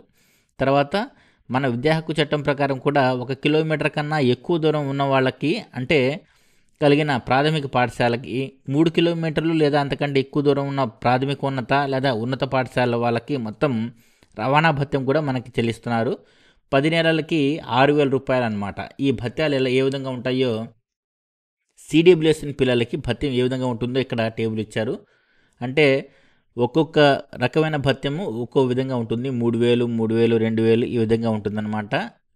ఇవన్నీ కూడా CWSN, children with special needs, అంటే పిహెచ్ పిల్లలకి వచ్చే అలవెన్స్లు అనమాట ఇవి. అదేవిధంగా సర్వే నిర్వహణ, అంటే మే లేదా జూన్ నెలలో స్పెషల్ ఎన్రోల్మెంట్ డ్రైవ్లు నిర్వహిస్తూ ఉంటాము. ఉచిత వైద్య నిర్ధారణ శిబిరాలు, మెడికల్ క్యాంప్స్ నిర్వహిస్తూ ఉంటాము. సర్వేలు గుర్తించిన 6 నుండి 18 సంవత్సరాల వయసు గల పిల్లలకి క్యాంపులు నిర్వహించి వాళ్ళకి కావాల్సిన ఉపకరణాలు అందిస్తూ ఉంటారు. తర్వాత శస్త్రచికిత్సలు అవసరమైన పిల్లలకి ఆ ఆపరేషన్స్ చేస్తుంటారు. అంటే ఉదాహరణకి గ్రహణం మొర్రి, అంగలి చీలిక, నాలుక అదుక్కోవడం, ఇలాంటి ప్రాబ్లమ్స్ ఉన్న వాళ్ళకి బసవతారకం హాస్పిటల్ లాంటి హాస్పిటల్స్ సహకారంతో ఆపరేషన్స్ చేపిస్తూ ఉండడము, ఇవన్నీ కూడా మనకి ప్రభుత్వం కల్పిస్తున్న సదుపాయాలు, సౌకర్యాలు. సహాయ పరికరాలు, అసిస్టివ్ డివైజెస్ ఇవ్వడం, అంటే వినికిడి సమస్య ఉన్న వాళ్ళకి హియరింగ్ ఇంపైర్మెంట్ ఎయిడ్స్ ఇవ్వడము, తర్వాత ఉపాధ్యాయులకి ట్యాబ్స్ అందించడము, తర్వాత అంధులకి, అంటే విజువల్ ఇంపైర్మెంట్ ఉన్న వారికి బ్రెయిలీ కిట్ పంపిణీ చేయడం, ఇవన్నీ కూడా మనకు ప్రస్తుతానికి అందుబాటులో ఉన్నాయి. ప్రత్యేక అవసరాలు గల పిల్లల అభివృద్ధి కోసం సమగ్ర శిక్ష ప్రతి వారం చేపడుతున్న కార్యక్రమాలు ఏంటంటే ఇంటి వద్దనే విద్య, తర్వాత ఫిజియోథెరపీ సర్వీసెస్, ఇవన్నీ కూడా మనకి సమగ్ర శిక్ష వాళ్ళు అందుబాటులో ఉంచారు. సమ్మిళిత విద్య బలోపేతానికి, అంటే ఇంక్లూసివ్ ఎడ్యుకేషన్ అనేది సిస్టమ్ చాలా బలంగా తయారవడానికి, బలంగా చేయడానికి రకరకాల కార్యక్రమాలు, అవగాహన కార్యక్రమాలు మనకి ప్రస్తుతం ఉన్నాయి. దీనికి సంబంధించి ఇన్ సర్వీస్ ట్రైనింగ్ ప్రోగ్రామ్స్ కూడా మన స్టేట్ చాలా పకడ్బందీగా, చాలా టాప్ ప్రయారిటీతో చేస్తున్నారు. ఎస్పీడి సార్కి గత నెలలో దీనిపైన, ఈ ప్రోగ్రాం పైన నేషనల్ అవార్డు కూడా వచ్చింది. అంటే మన ఆంధ్రప్రదేశ్ రాష్ట్రంలో ఇన్ సర్వీస్ ట్రైనింగ్, అంటే ఇంక్లూజివ్ ఎడ్యుకేషన్ పైన చేస్తున్న ప్రోగ్రామ్స్కి సంబంధించి ఒక నేషనల్ అవార్డు కూడా మన రాష్ట్రానికి వచ్చిందన్నమాట. ఇవన్నీ కూడా ఇలాంటి కార్యక్రమాలు అందుబాటులో ఉంచడం, ఇలాంటి ఇన్నోవేటివ్ యాక్టివిటీస్ మన స్టేట్ గవర్నమెంట్ తీసుకోవడం వల్ల బడి బయట పిల్లలు ఎవరు లేకుండా తర్వాత మార్జినలైజ్ అవ్వకుండా ఉంటారు. ప్రత్యేక అవసరాలు గల పిల్లల అభివృద్ధి కోసం పాఠశాలలో ప్రత్యేక అవసరాలు ఉన్న పిల్లల కోసం చేస్తున్న ఏర్పాట్లు ఏవేవి అనేది కూడా దీంట్లో క్లియర్గా ఇచ్చారు. తర్వాత ఐఈఆర్సి కేంద్రంలో అందుతున్న ఇతర థెరపీలు ఏంటంటే ప్రాథమిక పరిశీలన ద్వారా వైకల్యం గుర్తించడం, అంటే ఎర్లీ ఇంటర్వెన్షన్స్ అన్నమాట. వాళ్ళకి అసలు ప్రాబ్లం ఉందా లేదా, అంటే ఇది అంగన్వాడీ స్టేజ్లోనే జరిగిపోతుంది. 3 నుంచి 5 సంవత్సరాల పిల్లలు మాట్లాడలేకపోతున్నారు, నత్తిగా మాట్లాడుతున్నారు, లేదా నడవలేకపోతున్నారు. ఇలాంటివన్నీ కూడా ఎర్లీ ఇంటర్వెన్షన్స్. వాళ్ళని గుర్తించి వెంటనే వాళ్ళకి సంబంధించిన ట్రీట్మెంట్ని స్టార్ట్ చేయడం అనమాట. భాషా చికిత్స అంటే స్పీచ్ థెరపీ. సరిగా మాట్లాడలేకపోతున్న పిల్లలకి స్పీచ్ థెరపీ అనేది అందిస్తున్నారు. తర్వాత మన బడి మన భవిష్యత్తు స్కూల్ ఇన్ఫ్రాస్ట్రక్చర్ గురించి మనం తెలుసుకోవాల్సిన విషయాలంటూ ఇక్కడ చూడండి. మనకి ప్రతి ప్రభుత్వ పాఠశాలకు అవసరమైన సదుపాయాలన్నీ కల్పించడానికి ప్రతి సంవత్సరం మన గవర్నమెంట్ మనకు బడ్జెట్ కేటాయిస్తున్న విషయం మనందరికీ తెలిసిందే. ఈ బడ్జెట్ నుంచే మనకి పాఠశాలకు అవసరమైన సదుపాయాలన్నీ కూడా ప్రభుత్వం కల్పిస్తుంది. వాటిలో మరుగుదొడ్లు నిర్మించడం, తాగునీటి సరఫరా కల్పించడం, ఆ ప్లాంట్స్కి సంబంధించిన రిపేర్స్కి సంబంధించిన ఇండెంట్ తీసుకోవడం యాప్ ద్వారా, ట్యూబ్లైట్లు, ఫ్యాన్లు ఇవన్నీ ఏర్పాటు చేయడం, ఫర్నిచర్ ఇవ్వడం, ఫర్నిచర్ కావాల్సిన ఇండెంట్ తీసుకోవడం, పెయింటింగ్, మరమ్మతులు, గ్రీన్ చాక్ బోర్డ్స్, తర్వాత డిజిటల్ ఇన్ఫ్రా, ఐఎఫ్బి ప్యానెల్స్, తర్వాత అడిషనల్ క్లాస్ రూమ్స్, ప్రహరీ గోడల నిర్మాణం, ప్రహరీ గోడలకు సంబంధించి లేటెస్ట్గా కూడా మనకి ఇండెంట్ తీసుకున్నారు. ఏ పాఠశాలకి ప్రహరీ గోడలు లేవు అనేది ఇండెంట్ కూడా తీసుకున్నారు. ఆ వర్క్ కూడా వితిన్ డేస్లో స్టార్ట్ కాబోతుంది. కిచెన్ షెడ్ల నిర్మాణం సంబంధించి కూడా మనకి ప్రతి సంవత్సరం చేస్తూనే ఉన్నారు. డిజిటల్ విద్యకు సంబంధించి ఐఐపి ప్యానల్స్ మనకి ప్రస్తుతం ప్రతి హై స్కూల్లో కూడా అందుబాటులో ఉన్నాయి. ప్రతి ప్రైమరీ స్కూల్లో, ఆల్మోస్ట్ ప్రతి స్కూల్లో మనకి స్మార్ట్ టీవీస్ అందుబాటులో ఉన్నాయి. పెద్ద స్కూల్స్లో 4-5 స్మార్ట్ టీవీస్ కూడా అందుబాటులో ఉన్నాయి. వాటిని టీచర్స్ చాలా చక్కగా ఉపయోగిస్తున్నారు కూడా. దానికి సంబంధించి పాఠశాల యాజమాన్య కమిటీకి కూడా అవగాహన కల్పించాలి. ప్రైవేట్ పాఠశాలలో లేని సదుపాయాలు కూడా మన గవర్నమెంట్ స్కూల్స్లో ఉన్నాయి. మన గవర్నమెంట్ టీచర్స్ ప్రైవేట్ టీచర్స్ కంటే కూడా బెటర్గా ఈ డిజిటల్ ఇన్ఫ్రాస్ట్రక్చర్ని ఉపయోగించుకుని టీచింగ్ లెర్నింగ్ ప్రాసెస్ కంటిన్యూ చేస్తున్నారన్న విషయాన్ని మనం తల్లిదండ్రులకి, పాఠశాల యాజమాన్య కమిటీకి తెలిపి అవగాహన కల్పించాల్సిన అవసరం కూడా ఎంతైనా ఉంది. అవసరమైన సదుపాయాల కల్పన కమిటీల పాత్ర ఏంటంటే, పాఠశాల యాజమాన్య కమిటీ సమావేశాలు ఎప్పుడు జరిగినా కూడా తప్పనిసరిగా పాల్గొని దానికి సంబంధించి ఏదైనా సలహాలు, సూచనలు ఉంటే చేయాలి. తర్వాత బ్యాంక్ అకౌంట్ ఓపెన్ చేసి ఎస్టిమేట్స్ యాప్లో దాన్ని ఎంటర్ చేసుకోవాలి. తర్వాత నిధుల వివరాలు, తర్వాత నిబంధనలను తెలిపిన తర్వాత కమిటీ తీర్మానాల ద్వారా నిధులను ఖర్చు చేయడానికి ఆమోదం పొందాలి. అంటే దానికి సంబంధించిన తీర్మానాలు చేయాలి, నిధులు ఏ విధంగా ఖర్చు చేయాలి అనేది. తర్వాత ఏ పద్దుకై నిర్దేశించిన మొత్తాన్ని ఆ పద్దుకే ఖర్చు పెట్టాలి. మినిట్స్ రాసుకోవాలి, తీర్మానాలు రాసుకోవాలి. ఎప్పటికప్పుడు వాటిపైన సభ్యుల సంతకాలు తీసుకోవాలి. ప్రతి నెల ఎస్ఎంసి సమావేశం జరగాలి. ఒక్క పాయింట్ మాత్రం చాలా చాలా ఇంపార్టెంట్. అదేంటంటే 5,000 లోపు ఉన్నప్పుడు మాత్రం మనం ఓచర్స్ ఉపయోగిస్తాము. 5,000 రూపాయల కంటే ఎక్కువ ఖర్చు చేసేటప్పుడు మాత్రం ఖచ్చితంగా చెక్ ద్వారా మాత్రమే చేయాలి. చెక్ మీద మార్గదర్శకాలకు అనుగుణంగా కమిటీ సభ్యుల సంతకాలు కంపల్సరీగా ఉండాలి.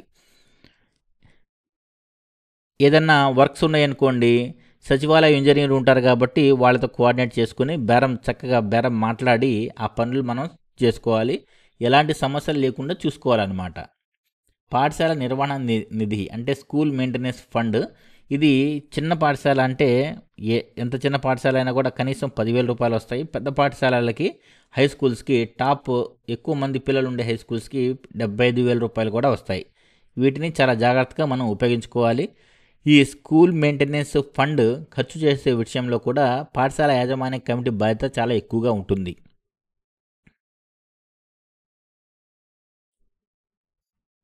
పాఠశాల నిర్వహణ నిధి ఏ విధంగా ఖర్చు పెట్టాలి అనే విషయంలో కూడా మార్గదర్శకాలు ఇచ్చారు. పాఠశాల యాజమాన్య కమిటీలో 5 సభ్యులకి, అంటే 3 మహిళా సభ్యులతో సహా చెక్పై సంతకం చేసే అధికారం ఉంటుంది.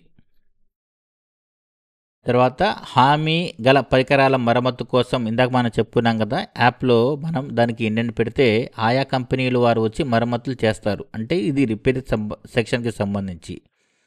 తర్వాత చాలా చాలా ఇంపార్టెంట్ పాయింట్ ఏంటంటే డొక్కా సీతమ్మ మధ్యాహ్న బడి భోజన పథకము. పాఠశాలలో విద్యార్థులకు మంచి పోషక విలువలతో కూడిన ఆహారం అందించడం మన బాధ్యత. అంటే మనకి ఎండిఎం స్కీమ్ యొక్క పేరు కూడా మారింది, మనం గమనించాలి. డొక్కా సీతమ్మ మధ్యాహ్న బడి భోజన పథకము. దీనికి సంబంధించిన పోస్టర్స్, ఆ లోగో అనేది కంపల్సరీగా మనం ప్రతి పాఠశాలలో ఉండేటట్టుగా చూసుకోవాలి. పాఠశాల యాజమాన్య కమిటీ కూడా ఈ విషయంలో చాలా చాలా టాప్ ప్రయారిటీ ఇవ్వాల్సిన అవసరం ఎంతైనా ఉంది. ఈ వండే పదార్థాలు కూడా చాలా తాజాగా ఉండేట్టుగా చూసుకోవాలి. తర్వాత ఈ ప్యాకింగ్ చేసిన వస్తువులు ఏమైనా ఉంటే దాని ఎక్స్పైరీ డేట్ అనేది చూసుకోవాలి. రుచికరంగా ఉన్నాయా లేదా, శుభ్రంగా ఉన్నాయా లేదా అనేవి చూసుకోవాలి. తాజా కూరగాయలు ఉపయోగిస్తున్నారా లేదా, తర్వాత ఆహారాన్ని రుచిగా వండుతున్నారా లేదా, అంటే మనం ఒకసారి టేస్ట్ చేస్తేనే కదా మనకు తెలిసేది. ఉపాధ్యాయులతో పాటు పాఠశాల యాజమాన్య కమిటీ సభ్యులు కూడా టేస్ట్ చూడాలన్నమాట కంపల్సరీగా. వారి యొక్క రిఫ్లెక్షన్స్ కూడా హెచ్ఎంస్కి తెలియచేయాలి. దానికి సంబంధించిన రిజిస్టర్ ఉంటుంది, దాంట్లో మనం ఈ విషయాలన్నీ కూడా నమోదు చేస్తాం. తర్వాత పాఠశాల యాజమాన్య కమిటీ గమనించాల్సిన ముఖ్యమైన పాయింట్ ఇంకోటి ఏంటంటే చేతుల్ని శుభ్రంగా కడుక్కొని శుభ్రంగా కడిగిన పాత్రల్లో వంట చేస్తున్నారా లేదా అనేది కూడా చూడాలి. ఈ వంట చేసే ప్రక్రియ ఏదైతే ఉంటుందో వాటిని కూడా పరిశీలిస్తూ ఉండాలి.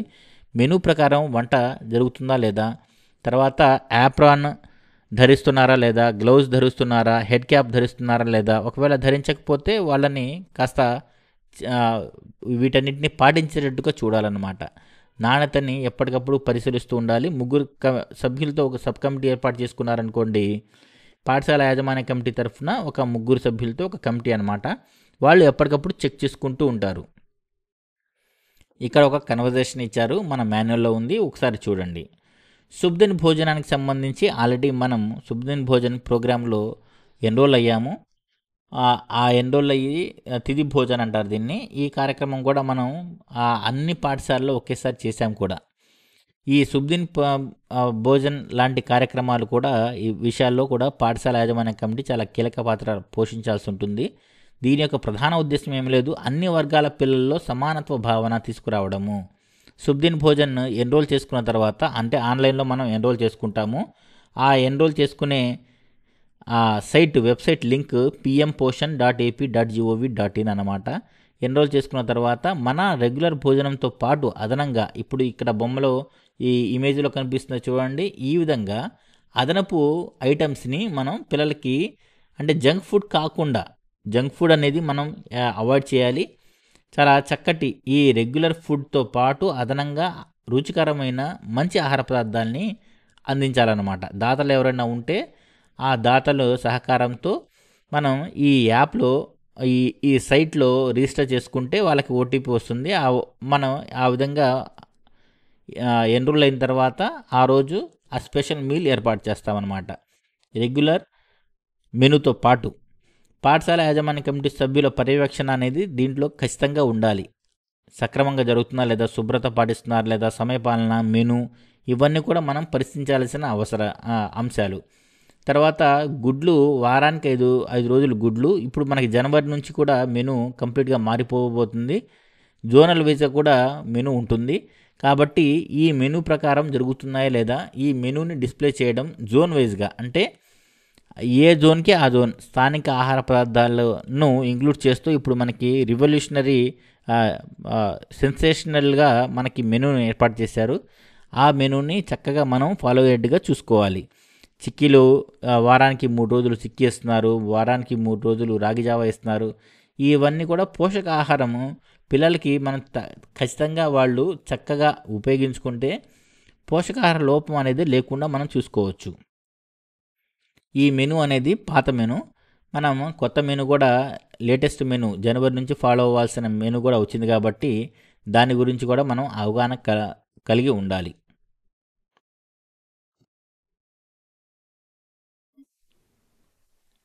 బడి పోషక తోటలు అంటే న్యూట్రిషన్ గార్డెన్స్ ఏర్పాటు కూడా చాలా అవసరము.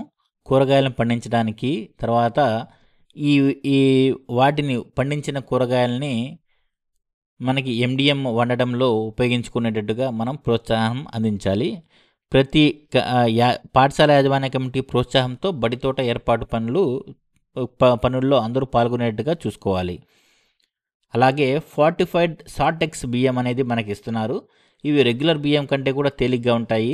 విద్యార్థుల్లో రక్తహీనత, పోషకాహార లోపాన్ని నిర్మూలించడానికి, ఐరన్ లోపాన్ని కూడా పరిష్కరిస్తూ పోషకాహార ప్రమాణాలను మెరుగుపరచడానికి ఫార్టిఫైడ్ సార్టెక్స్ బియ్యం పాఠశాలకు అందించబడుతుంది. ఫార్టిఫైడ్ బియ్యం గింజలు, విటమిన్లు, ఖనిజాలు ఇవన్నీ కూడా దాంట్లో ఉంటాయి. ఇవి రెగ్యులర్గా వాటర్ పోసినప్పుడు అవి వాటర్ పైన తేలుతూ ఉంటాయన్నమాట. చాలామంది అపోహ ఏంటంటే తేలినవన్నీ కూడా మంచిది కాదు అని, అవన్నీ కూడా తీసి పరేయాల్సినవి అని మొదట్లో అనుకునేవాళ్ళు. ఇప్పుడు దాదాపుగా అందరూ దీనిపైన మంచి అవగాహన వచ్చింది. ఆ అపోహ మొత్తం పోయింది. కాబట్టి ఈ ఫార్టిఫైడ్ రైస్ కంపల్సరీగా పిల్లలు చాలా క్వాలిటీ, చాలా రేట్ ఎక్కువ. రెగ్యులర్ రైస్ కంటే కూడా దీనిపైన పెట్టే ఖర్చు చాలా ఎక్కువ. కాబట్టి దీని విలువల్ని, దీనిలో ఉన్న న్యూట్రిషనల్ బెనిఫిట్స్ని పిల్లలకి, తర్వాత యాజమాన్య కమిటీ సభ్యులకి తెలియజేస్తే అవన్నీ కూడా తల్లిదండ్రుల వరకు చేరతాయి. తల్లిదండ్రులు కూడా ఈ ఆహారాన్ని పిల్లలు చక్కగా ఉపయోగించుకునేటట్టుగా, చక్కగా తినేటట్టుగా తమ పిల్లలకి కౌన్సిలింగ్ ఇస్తూ ఉంటారు.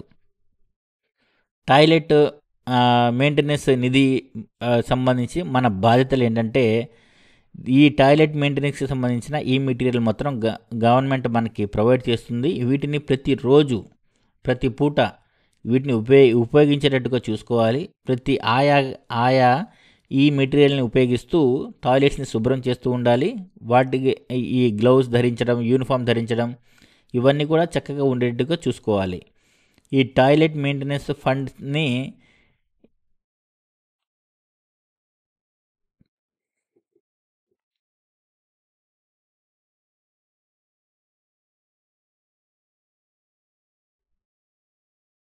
ఆయాలకి నెలకి 6,000 రూపాయలు గౌరవ వేతనం అందిస్తుంది ప్రభుత్వం. 6,000 రూపాయలు అంటే 10 నెలల పాటు 6,000 రూపాయలు ఇస్తారు. సమ్మర్ హాలిడేస్ ఉన్న 2 నెలలు మాత్రం 3,000 రూపాయలు ఇస్తారు.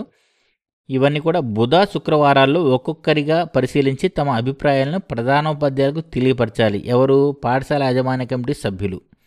ఇది చాలా చాలా ఇంపార్టెంట్. బుధవారం, శుక్రవారం పాఠశాల యాజమాన్య కమిటీ వాళ్ళు ఈ యాప్లో ఫొటోస్ అప్లోడ్ చేస్తారు. ఐఎంఎంఎస్ యాప్లో ఫోటోలు అప్లోడ్ చేస్తారు. ఎక్కడ కూడా ప్రధానోపాధ్యాయులు కానీ టీచర్స్ కానీ యాప్లో ఫోటోలు అప్లోడ్ చేయాల్సిన అవసరం లేదు. ఆ పని నుంచి మనకి టీచర్స్కి తప్పించారు. కాకపోతే పాఠశాల యాజమాన్య కమిటీ సభ్యులకి దీనిపైన పూర్తిగా అవగాహన ఉండదు. కాబట్టి మన పర్యవేక్షణలోనే ఇవన్నీ కూడా ఫోటోలు అప్లోడ్ చేస్తున్నారు ప్రస్తుతానికి. కొంతకాలం తర్వాత మన సపోర్ట్ లేకుండా కూడా పాఠశాల యాజమాన్య కమిటీ ఫొటోస్ అప్లోడ్ చేయగలరు. 2 రోజులు మాత్రం ఎడ్యుకేషన్ అసిస్టెంట్ అప్లోడ్ చేస్తారు. ఇంకొక 2 రోజులు పాఠశాల యాజమాన్య కమిటీ.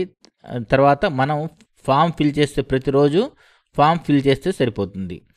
టాయిలెట్ మెయింటెనెన్స్కి సంబంధించిన కూడా స్టాండర్డ్ ఆపరేషనల్ ప్రొసీజర్స్ ఉన్నాయి, ప్రామాణిక కార్యాచరణ విధానాలు. ఇవన్నీ కూడా యాప్ ద్వారా వీటికి సంబంధించిన యాప్ ద్వారా పర్యవేక్షణ జరుగుతుంది. దీంట్లో ప్రధాన ఉపాధ్యాయుని పాత్ర ఏంటంటే సర్వే ఫార్మాట్ని మాత్రం నింపడం ఒక్కటే ఈ HM responsibility. IMMS app open చేస్తారు. ప్రతిరోజు సాయంత్రం స్కూల్ అయిపోయే టైం కల్లా మనం ఐఎంఎంఎస్ యాప్లో సర్వే ఫార్మాట్ని మనం కంపల్సరీగా చేస్తాము. టాయిలెట్ ఫోటోలు మాత్రం మనం తీయాల్సిన అవసరం లేదు. టాయిలెట్ ఫోటో ఎవరు తీస్తారు? Village ward education and welfare assistant ఉంటారు కదా, వాళ్ళు సోమవారం, గురువారం ఈ డేస్ చాలా చాలా ఇంపార్టెంట్. సోమవారం, గురువారం ఎడ్యుకేషన్ అసిస్టెంట్ వచ్చి ఐఎంఎంఎస్ యాప్లో అప్లోడ్ చేస్తారు. వీరికి కావాల్సిన లాగిన్ క్రెడెన్షియల్స్ అనేవి హెచ్ఎం గారు అందిస్తారనమాట. అలాగే పాఠశాల యాజమాన్య కమిటీ మాత్రం బుధవారం, శుక్రవారం పాఠశాల యాజమాన్య కమిటీ సభ్యులు ఫోటోలు అప్లోడ్ చేస్తే ఎడ్యుకేషన్ అసిస్టెంట్ మాత్రం సోమవారం, గురువారాల్లో అప్లోడ్ చేస్తారు. మొత్తం 4 రోజులు. సోమవారం, గురువారం ఏమో ఎడ్యుకేషన్ అసిస్టెంట్, బుధవారం, శుక్రవారం పాఠశాల యాజమాన్య కమిటీ సభ్యులు. పాఠశాల యాజమాన్య కమిటీ సభ్యులకు మాత్రం మనం ఈ లాగిన్స్ చెప్పి వాళ్ళ చేత కాస్త మన సపోర్ట్ అనేది టీచర్స్ హెచ్ఎం అనేది అనేవాళ్ళు హెచ్ఎం కానీ టీచర్స్ కానీ సపోర్ట్ కంపల్సరీగా అందించాలి. పాఠశాల పరిశుభ్రత కోసం అందించే సామాగ్రి చాలా ఉన్నాయి. వీటి గురించి కూడా మనం తెలుసుకోవాలన్నమాట.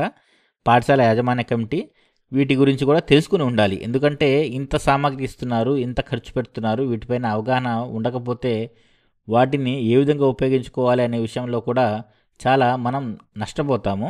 ఒకవేళ సరిగ్గా ఉపయోగించకపోతే వాటిపైన పెట్టిన ఖర్చు అంతా కూడా వేస్ట్ అయిపోతుంది. రకరకాల క్లీనర్స్, శానిటైజర్స్, ఎయిర్ ఫ్రెషనర్స్ ఇవన్నీ కూడా మనకి రసాయనాలు ఇస్తున్నారు, పరికరాలు ఇస్తున్నారు. తర్వాత బకెట్, మగ్గు, డస్ట్బిన్, మూత ఉన్న డస్ట్బిన్ లాంటివి ఇస్తున్నారు. జాకెట్స్ ఇస్తున్నారు, అంటే క్లీనింగ్ చేసే వాళ్ళు వేసుకునే జాకెట్స్ అన్నమాట. బాటిల్స్ ఇస్తారు, హ్యాండిల్ కలిగి ఉన్న కాప్ వెబ్ చీపురు ఇస్తారు. తర్వాత బాత్రూమ్ క్లీనర్ మరియు శానిటైజర్ ఇస్తున్నారు, బౌల్ క్లీనర్స్ ఇవన్నీ కూడా మనకి ఇస్తున్నారు. వీటిపైన కంప్లీట్గా అవగాహన మనం కూడా కలిగి ఉండాలి. తర్వాత ప్రధానోపాధ్యాయులు సర్వే ఫార్మాట్ ఫిల్ చేస్తామని చెప్పాం కదా, ఇవన్నీ కూడా ప్రతిరోజు మనం చేస్తున్నాము. ఈ మన పాఠశాల యాజమాన్య కమిటీ సభ్యులు కూడా మనం ఏం చేస్తున్నామో ఈ మీటింగ్స్లో మనం ఎక్స్ప్లెయిన్ చేయాల్సిన అవసరం ఎంతైనా ఉంది. ఇది సర్వే ఫార్మాట్. ఈ సర్వే ఫార్మాట్లో మనం ఏవేవి టిక్ చేస్తున్నాము, గుడ్ అయితే గుడ్ అని పెడతాము, బ్యాడ్ అయితే బ్యాడ్ అని పెడతాము. ఇవన్నీ కూడా పాఠశాల యాజమాన్య కమిటీకి కూడా తెలియాలి. తర్వాత ఎస్ఎంసి కమిటీకి సంబంధించి ఎన్రోల్మెంట్ మనం ఆల్రెడీ చేశాము. మెగా పీటీఎం సంబంధించి ఆ టైంలో ఎస్ఎంసి కమిటీ రిజిస్ట్రేషన్స్ ఇవన్నీ కూడా ఎస్ఎంసి కమిటీ ఏర్పాటు చేసినప్పుడు చేశాము. ఒకవేళ మిస్ అయిన వాళ్ళు మెగా పీటీఎం టైంలో కూడా చేసామన్నమాట. ఎస్ఎంసి డాష్ బోర్డ్లో ఈ పాయింట్స్ అన్నీ కూడా వస్తాయి. ఎలక్షన్ కనెక్టెడ్ ఎస్ అని పెట్టాము. తర్వాత వాళ్ళకి సంబంధించిన ఫోన్ నంబర్స్, డీటెయిల్స్ అన్నీ కూడా దీంట్లో మనం అప్లోడ్ చేశాము. దాంతోపాటు స్కెడ్యూల్ ఎస్ఎంసి మీటింగ్ ఇవి మనం అటెండెన్స్ యాప్లో చేస్తామన్నమాట. ఈ స్కెడ్యూల్ చేయడం అనేది ఎస్ఎంసి మీటింగ్ స్కెడ్యూల్ చేయడం అనేది ప్రతి నెల జరగాలి. అంటే ప్రతి నెల మనం మీటింగ్ చేస్తున్నట్టు అన్నమాట. దానికి సంబంధించిన ఫొటోస్ ఇక్కడ కనిపిస్తున్నాయి చూడండి లాస్ట్లో. ఈ ఫొటోస్, ఈ రకరకాల ఫొటోస్ అన్నీ కూడా ఒక్కొక్క స్టెప్లో ఒక్కొక్క ఫోటో ఉంటుంది. అటెండ్ అయిన వాళ్ళ పేర్లు కూడా ఇక్కడ సెలెక్ట్ చేస్తాము. మెగా పీటీఎంలో ఇవన్నీ కూడా మనకు బాగా పరిచయం అయ్యాయి. ఈ విధంగా మనం ప్రతి నెల మీటింగ్ని షెడ్యూల్ చేయడం, దానికి సంబంధించిన ఫొటోస్ అప్లోడ్ చేయడం అనేది కంపల్సరీగా మనం చేయాలన్నమాట. ఈ మీటింగ్ షెడ్యూల్ చేసేటప్పుడు అజెండాని మనమే సెట్ చేసుకోవచ్చు. అజెండా పాయింట్స్ ఎన్నైనా మనం ఇవ్వచ్చు. ఇక్కడ ఇచ్చారు చూడండి అజెండా పాయింట్స్. దీనికి సంబంధించిన సెపరేట్గా ఒక వీడియో కూడా చేస్తాను చూడండి. ఒక అజెండాని కావాలంటే మనం ఎడిట్ చేసుకోవచ్చు, రిమూవ్ చేసుకోవచ్చు. ఇంకా కావాలంటే కొత్త అజెండా పాయింట్స్ కూడా పెట్టవచ్చు. ఒక మీటింగ్ స్టార్ట్ చేయడానికి ముందు మనం రాసుకునే పాయింట్సే అజెండా.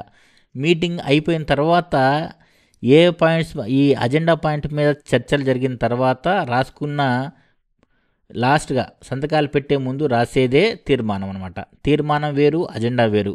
అజెండాలో ఉన్న పాయింట్స్ అన్నీ కూడా తీర్మానాల్లో ఉండాల్సిన అవసరం లేదు. మెజారిటీ అభిప్రాయం మేరకి తీర్మానాలు జరుగుతాయి. అజెండా ఏంటంటే పాఠశాల యాజమాన్య కమిటీ చైర్మన్, హెచ్ఎం కలిసి అజెండాని రూపొందిస్తారు.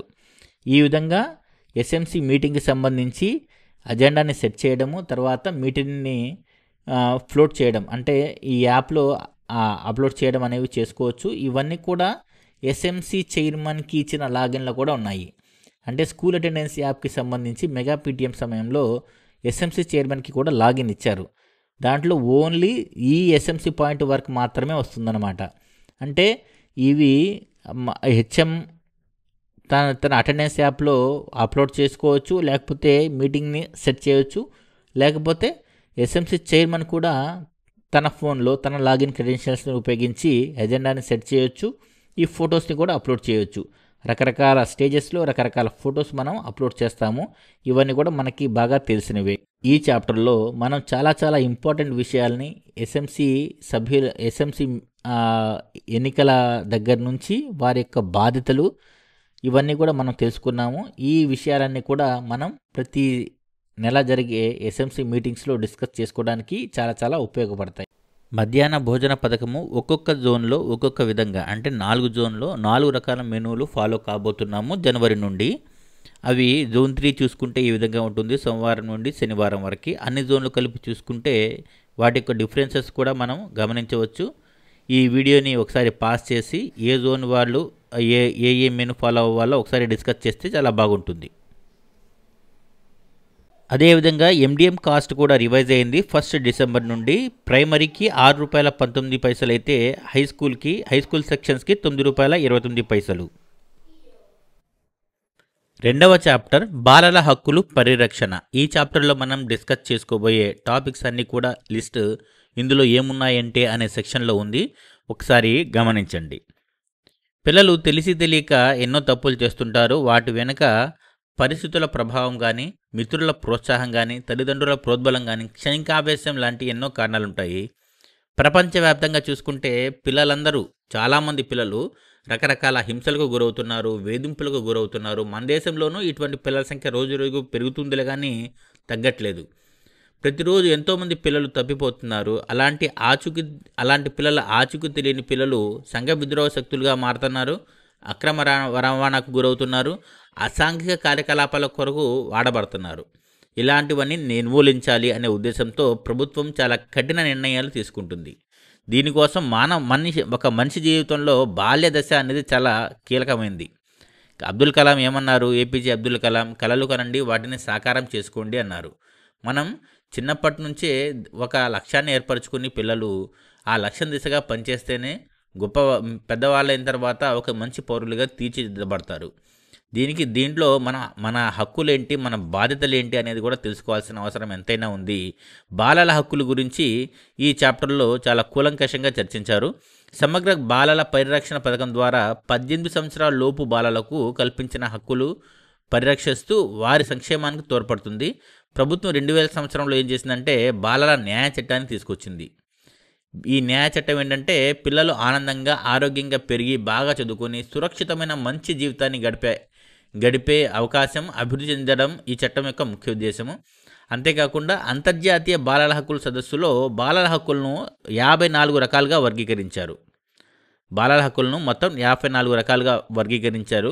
ప్రధానంగా చూసుకుంటే ఈ బాలల హక్కులు 4 రకాలుగా ఉంటాయి. 1 జీవించే హక్కు, 2 రక్షణ పొందే హక్కు, 3 అభివృద్ధి చెందే హక్కు, 4 భాగస్వామ్యపు లేదా పాల్గొనే హక్కు. జీవించే హక్కు అంటే మనకు తెలిసిందే, శారీరక, మానసిక, భౌతిక, నైతిక మరియు సాంఘిక అభివృద్ధికి అనువుగా జీవన ప్రమాణాలని కలిగి ఉండడం పిల్లల యొక్క హక్కు అన్నమాట. పిల్లలు అన్ని రకాలుగా అభివృద్ధి చెందాలి. తర్వాత రక్షణ పొందే హక్కు అంటే ఏంటంటే హింస నుండి, అన్యాయాల నుండి, మరి దోపిడీ నుండి, అదేవిధంగా ఎవరో పిల్లల్ని అనవసరంగా తిట్టకూడదు, కొట్టకూడదు, అసభ్యంగా ప్రవర్తించకూడదు. ఇలాంటి విషయాలన్నిటి నుంచి మనకి పిల్లలకి రక్షణ కల్పించేది రక్షణ పొందే హక్కు. 3వది అభివృద్ధి చెందే హక్కు ఏంటంటే పిల్లలు బాగా ఆలోచించగలగాలి. పిల్లల యొక్క వికాసము, సంరక్షణ, సాంఘిక భద్రత హక్కులతో పాటు విద్య, మానసిక, శారీరక ఆరోగ్యము మరియు సాంస్కృతిక అభివృద్ధి పొందే హక్కులు ఉన్నాయి. 6 నుండి 14 సంవత్సరాల లోపు పిల్లలకు ఉచిత నిర్బంధ విద్యా హక్కు చట్టం అమల్లో కూడా ఉంది. ఇది దేంట్లో భాగంగా వస్తుందంటే అభివృద్ధి చెందే హక్కులో భాగంగా వస్తుంది. 4వ హక్కు ఏంటంటే భాగస్వామ్యపు లేదా పాల్గొనే హక్కు. భాగస్వామ్యపు హక్కు దేంట్లో ఎక్కువగా మనం ఈ హక్కుని కల్పిస్తున్నామంటే బాలల సంఘాన్ని ఏర్పాటు చేయడం. దీంట్లో మనకి భాగస్వామ్యపు హక్కు కనిపిస్తుంది. పిల్లలు తమ ఆలోచనలను, సమస్యలను చెప్పుకునేలా ప్రోత్సహించేందుకు ప్రభుత్వం ఏం చేసింది? భాగస్వామ్యపు హక్కుని కల్పించింది. దీనికోసం ప్రతి పాఠశాలలో బాలల సంఘాలు అనేవి కంపల్సరీగా ఉండాలి. పిల్లలు అన్ని వర్గాల పిల్లలు ఈ సంఘాల్లో భాగస్వాములుగా ఉండాలన్నమాట. తమ మనసులోని భావాలు, అభిప్రాయాలు స్వేచ్ఛగా వ్యక్తపరిచే అవకాశం మనం పిల్లలకి ఇవ్వాలి. బాలల హక్కుల పరిరక్షణకి ఏ సంస్థలు ఉన్నాయో ఒకసారి మనం చూద్దాము. బాలల హక్కుల సంరక్షణ చట్టము 2005, బాలల హక్కుల సంరక్షణ కమిషన్ చట్టము 2005లో సెక్షన్ 3 ఏం చెప్తుందంటే జాతీయ స్థాయిలో బాలల హక్కులను పరీక్షించడానికి ఎన్సిపిసిఆర్ అనే సంస్థను ఏర్పాటు చేసింది. అదేవిధంగా రాష్ట్ర స్థాయిలో బాలల హక్కుల సంరక్షణ చేయడానికి ఎస్సిపిసిఆర్, స్టేట్ లెవెల్లో అయితే ఎస్సిపిసిఆర్, జాతీయ స్థాయిలో నేషనల్ లెవెల్లో అయితే ఎన్సిపిసిఆర్ అనే కమిషన్లు ఏర్పాటు చేసింది. దీంట్లో భాగంగా బాలల హక్కుల సంరక్షణ కమిషన్ చట్టం 2005లో సెక్షన్ 3కి లోబడి ఈ సంస్థలు ఏర్పాటు చేయబడ్డాయి. ఈ సంస్థలు కూడా బాలల హక్కుల కోసం నిరంతరం కృషి చేస్తూనే ఉంటాయి. పిల్లల హక్కుల విషయంలో రకరకాల స్టేక్ హోల్డర్స్ యొక్క పాత్రల గురించి కూడా దీంట్లో మనం చర్చిస్తున్నాము. పిల్లల హక్కులు, తల్లిదండ్రుల పాత్ర ఏంటంటే భావ ప్రకటనకు సంబంధించి రక్షణ, లింగ వివక్షత, పక్షపాత ధోరణి ఈ విషయంలో తల్లిదండ్రుల పాత్ర చాలా చాలా కీలకం. ఫర్ ఎగ్జాంపుల్ భావ ప్రకటన చూసుకుంటే పిల్లలు తమ అభిప్రాయాలను స్వేచ్ఛగా తెలియజేసే అవకాశం తల్లిదండ్రులు కల్పించాలి. రక్షణ అంటే ఏంటి? పిల్లలు ఇతరుల నుండి ఇబ్బందులు, సమస్యలు ఎదురైనప్పుడు వారికి రక్షణ కల్పించాలి. ఇది తల్లిదండ్రుల పాత్ర. ఆడ మగ తేడా లేకుండా పిల్లలందరినీ సమానంగా చూడాలి. ఇది లింగ వివక్షతకు సంబంధించి తల్లిదండ్రుల యొక్క పాత్ర. పక్షపాత ధోరణి అంటే ఏంటి? చిన్న పెద్ద, వర్గ వర్ణ, కుల మత తేడా లేకుండా పిల్లలందరినీ సమభావంతో చూడాలి. ఇవి పిల్లల యొక్క హక్కులు. తల్లిదండ్రులు పాటించాల్సినవి, పోషించాల్సిన పాత్ర అన్నమాట. పిల్లల హక్కు విషయంలో ఉపాధ్యాయుల పాత్ర కూడా చాలా చాలా ముఖ్యమైనది. విద్యా సంస్థల్లో పిల్లల హక్కులు అమలు చేయడంలో, సరైన మార్గంలో నడిపించడంలో కీలక పాత్ర పోషించేది ఉపాధ్యాయులే. భావ ప్రకటన స్వేచ్ఛ ఇంతకుముందు మనం డిస్కస్ చేసుకున్నట్టే పిల్లల భావ ప్రకటన స్వేచ్ఛ హక్కు, లింగ వివక్షత సంబంధించి లింగ సమానత్వాన్ని సాధించడంలో, అవగాహన కల్పించడంలో, సురక్షిత వాతావరణం అంటే సేఫ్ ఎన్వైర్న్మెంట్ కల్పించడంలో, విద్యా హక్కుని అమలు చేయడంలో, ఆర్టీఈ యాక్ట్ మనం అమలు చేస్తున్నాం. ఈ విషయంలో దుర్వినియోగం మరియు దోపిడీకి వ్యతిరేకంగా చర్యలు తీసుకోవడం అనే విషయంలో మనం ఉపాధ్యాయులు పిల్లల హక్కుల్ని కాపాడే విధంగా మన చర్యలు ఉండాలి. పిల్లల హక్కులు కాపాడడంలో పాఠశాల యాజమాన్య కమిటీ పాత్ర ఏంటంటే బడిలో చేర్చడం. బడి బయట ఎవరు పిల్లలు లేకుండా పిల్లలందరూ 6 నుండి 14 సంవత్సరాల వయసు గల పిల్లలందరూ బడిలో చేరే విధంగా పాఠశాల యాజమాన్య కమిటీ తన పాత్రని పోషించాలి. మౌలిక సౌకర్యాల కల్పన విషయంలో కూడా పాఠశాల యాజమాన్య కమిటీ కీలక పాత్ర పోషించాల్సి ఉంటుంది. అవి రకరకాల పథకాలు మన ప్రభుత్వం తీసుకొచ్చింది కాబట్టి ఆ పథకాలన్నీ కూడా పిల్లలకి అందేలా చూడాలి. తర్వాత భావ ప్రకటన స్వేచ్ఛ హక్కు సంబంధించి తల్లిదండ్రులు, ఉపాధ్యాయులతో పాటు పాఠశాల యాజమాన్య కమిటీ కూడా తగిన పాత్రని పోషించాల్సి ఉంటుంది. తర్వాత రక్షణ, లింగ వివక్షత, పక్షపాత ధోరణి, ప్రభుత్వ పథకాలు అందేలా చూడడము. తర్వాత పిల్లల యొక్క ఉపాధ్యాయుల యొక్క సమస్యలు సాధించడంలో, సమస్యల పరిష్కారంలో పాఠశాల యాజమాన్య కమిటీ కీలక పాత్ర పోషించాల్సి ఉంటుంది. పిల్లల హక్కుల విషయంలో పాఠశాల యాజమాన్య కమిటీ కూడా ఉపాధ్యాయులు, తల్లిదండ్రులతో పాటు దానికి తగిన పాత్రను కంపల్సరీగా పోషిస్తారు. పిల్లల హక్కుల విషయంలో స్వచ్ఛంద సంస్థల పాత్ర కూడా చాలా కీలకమైనది. అంటే పిల్లలకి సంబంధించిన అంశాలు అవగాహన పెంపొందించడం, రక్షణ, శ్రమదోపిడీ మరియు అక్రమ రవాణాల నుంచి పిల్లల్ని రక్షించడము, విద్య మరియు ఆరోగ్యం ఇలాంటి విషయాల్లో స్వచ్ఛంద సంస్థల పాత్ర కూడా చాలా కీలకమైనది. ఇలాంటి స్వచ్ఛంద సంస్థలతో కొలాబరేట్ అయ్యి పాఠశాల యాజమాన్య కమిటీ పిల్లల్లో అవగాహన కల్పించవచ్చు. తర్వాత పిల్లల తల్లిదండ్రుల్లో కూడా ఈ విషయాల్లో, ఈ హక్కులు బాధ్యతల విషయంలో అవగాహన కల్పించవచ్చు. శిక్షణ, అభివృద్ధి, పర్యవేక్షణ, విపత్తుల సమయంలో సహాయం చేయడం, పునర్నిర్మాణ ప్రయత్నాలు, పునరావాస కార్యక్రమాలు ఇలాంటి వాటన్నిటిలో స్థానిక స్వచ్ఛంద సంస్థల యొక్క సహాయం తీసుకోవచ్చు. ముఖ్యంగా చెప్పుకుంటే బాలల ఉచిత నిర్బంధ విద్యా హక్కు చట్టం అంటే ఆర్టీఈ అంటాము, రైట్ టు ఎడ్యుకేషన్. ఈ చట్టము 2009లో వచ్చిన సంగతి మనందరికీ తెలిసిందే. 6 నుండి 14 సంవత్సరాల లోపు ఉన్న వయసున్న పిల్లలందరూ నిర్బంధంగా ఈ విద్యా సంస్థల్లోనే చదువుకుంటూ ఉండాలి. బడి బయట మాత్రం ఎవరు ఉండటానికి వీల్లేదు అని ఈ చట్టం చెబుతుంది. దీంట్లో భాగంగా పూర్వ ప్రాథమిక పాఠశాలలను కూడా బలోపేతం చేసే దిశగా ప్రణాళిక జరుగుతుంది. మనందరికీ తెలిసిందే జ్ఞానప్రకాష్ ట్రైనింగ్ అనేది 1-2 తరగతి చెప్పే ఉపాధ్యాయులకి, తర్వాత జ్ఞానజ్యోతి అనేది అంగన్వాడీ టీచర్స్కి ప్రస్తుతం జరుగుతూనే ఉన్నాయి ట్రైనింగ్స్. ఈ ట్రైనింగ్స్ అనేవి ఏంటంటే మనకి 1వ తరగతి 2వ తరగతి ఈ చెప్పే టీచర్స్తో పాటుగా అంగన్వాడీ అంటే పూర్వ ప్రాథమిక పాఠశాలల యొక్క బలోపేతం దిశగా కూడా ప్రభుత్వం చర్యలు తీసుకుంటుంది. కాబట్టి ఇలాంటి ట్రైనింగ్స్ అన్నీ కూడా మనం చూస్తున్నాము. రాజ్యాంగంలో బాలల హక్కు ప్రస్తావన గురించి ఆర్టికల్ 45లో ఉంది. అలాగే ఆర్టికల్ 21A అంటే 86వ రాజ్యాంగ సవరణ చట్టం ద్వారా ఆర్టికల్ 21Aని కూడా పొందుపరిచారు. 6 నుండి 14 సంవత్సరాల వయసు గల పిల్లలందరికీ ఉచిత నిర్బంధ విద్య గురించి ప్రస్తావిస్తుంది. అంటే ఈ 2 ఆర్టికల్స్ ఒకటే కదా అని అనుకోవచ్చు, చిన్న తేడా ఉంది. ఆర్టికల్ 21A ఏం చెప్తుంది?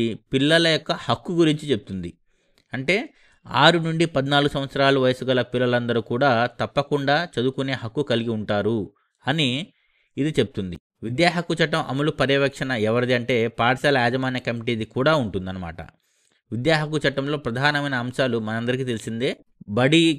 బడికి వెళ్ళి చదువుకోవాలనుకుంటే ఎలాంటి ఖర్చు చేయాల్సిన అవసరం లేదు, ఎలాంటి ఫీజులు, ఎలాంటి డొనేషన్స్ ఇవ్వాల్సిన అవసరం లేదు. పిల్లలు ఒకవేళ బడి మానేసిన పిల్లలుంటే మళ్ళీ వాళ్ళని బడిలో చేరిస్తే వారి వయసుకు తగిన తరగతిలో వాళ్ళు పిల్లల్ని చేర్చాలి. లింగ వివక్షత, ఎలాంటి వివక్షతలు, బలహీన వర్గాలకి, అణగారిన వర్గాల పిల్లలకి ఎలాంటి వివక్షత లేకుండా పాఠశాల విద్య అందించాలి. దీంతోపాటు ఎవరైనా బడి బయట ఉన్న పిల్లల్ని మనం ఐడెంటిఫై చేసినప్పుడు వాళ్ళని 3 రకాలుగా ప్రత్యేక శిక్షణలు ఇచ్చి మనం మళ్ళీ లైమ్ స్ట్రీమ్లోకి తీసుకొస్తాము. అది ఎలా జరుగుతుందంటే రెసిడెన్షియల్ ట్రైనింగ్ ఒకటి, అంటే 18 నెలలు వరకు డ్రాప్ అవుట్ అయిన వాళ్ళు, అంటే 6 నెలల నుండి 18 నెలల వరకు డ్రాప్ అవుట్ అయిన పిల్లలకి రెసిడెన్షియల్ ట్రైనింగ్ ఇస్తాము. 6 నెలల లోపు అయితే నాన్ రెసిడెన్షియల్. తర్వాత మైగ్రేషన్ అయ్యే తల్లిదండ్రుల యొక్క పిల్లలకి సంబంధించి సీజనల్ హాస్టల్స్, ఇవన్నీ కూడా ప్రభుత్వం కల్పిస్తున్న సౌకర్యాల్లో భాగమే. బడి బయట పిల్లలు ఎవరు ఉండడానికి వీల్లేదు. ఒకవేళ సీజనల్గా మైగ్రేషన్ జరుగుతూ ఉంటే అలాంటి పిల్లల్ని ఐడెంటిఫై చేసి సీజనల్ హాస్టల్లో కూడా చేర్పించాలి. అంగవైకల్యం ఉన్న పిల్లలకి బడి మాన్పించకుండా బడి వాతావరణం ఎప్పుడూ అందుబాటులో ఉండేటట్టుగా చేయడానికి ఆర్థిక ప్రోత్సాహకాలు కూడా అందిస్తున్నారు. అవేంటో ఆ స్టైఫెండ్స్ గురించి ఇంతకుముందే మనం డిస్కస్ చేశాము. రవాణా సౌకర్యం అందుబాటులో ఉంది. బాలల విషయంలో ఇంటి వద్దకే వచ్చి చదువు చెప్తున్నారు. CWSN పిల్లలు, అంటే చిల్డ్రన్ విత్ స్పెషల్ నీడ్స్ పిల్లల కోసం భవితా సెంటర్స్ ప్రత్యేక శిక్షణలు ఇస్తున్నాయి. ఫిజియోథెరపీ క్యాంపులు నిర్వహిస్తున్నారు.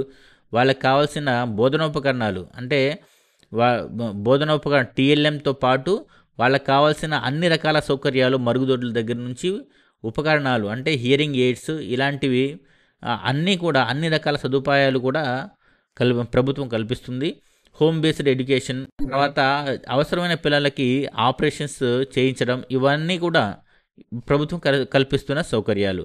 పిల్లలు విద్యా సంవత్సరంలో ఎప్పుడైనా ఎక్కడైనా బడుల్లో చేరవచ్చు. ఈ జూన్లోనే జూలైలోనో పాఠశాలలో చేరాలి అనే నియమం ఎక్కడా లేదు. ఎప్పుడు వస్తే పిల్లల్ని అప్పుడు పాఠశాలలో చేర్చుకోవాలి. ధృవీకరణ పత్రం కానీ లేకపోతే ఒక టెస్ట్ పెట్టి జాయిన్ చేసుకోవడం కానీ చేయకూడదు. కానీ కొన్ని ఎగ్జామ్షన్స్ ఉంటాయి కొన్ని సంస్థల విషయంలో. తర్వాత పిల్లలు బడిలో చేరాలనుకుంటే టీసీలు అడగడం లాంటివి చేయాల్సిన అవసరం లేదు. మనకి ఆల్రెడీ పెన్ నంబర్లు, అపార్ నంబర్లు ఇవన్నీ వచ్చిన తర్వాత మన పని ఇంకా తేలికైంది. టీసీ లేకపోయినా కూడా మనం పాఠశాలలో ఏ పాఠశాల నుంచి అయితే వచ్చారో ఆ పాఠశాల హెచ్ఎంకి, ఆ పాఠశాలకు సంబంధించిన ఎంఈఓ గారి సహకారంతో మనం ఆ పిల్లల్ని మన పాఠశాలలోకి తీసుకోవచ్చు.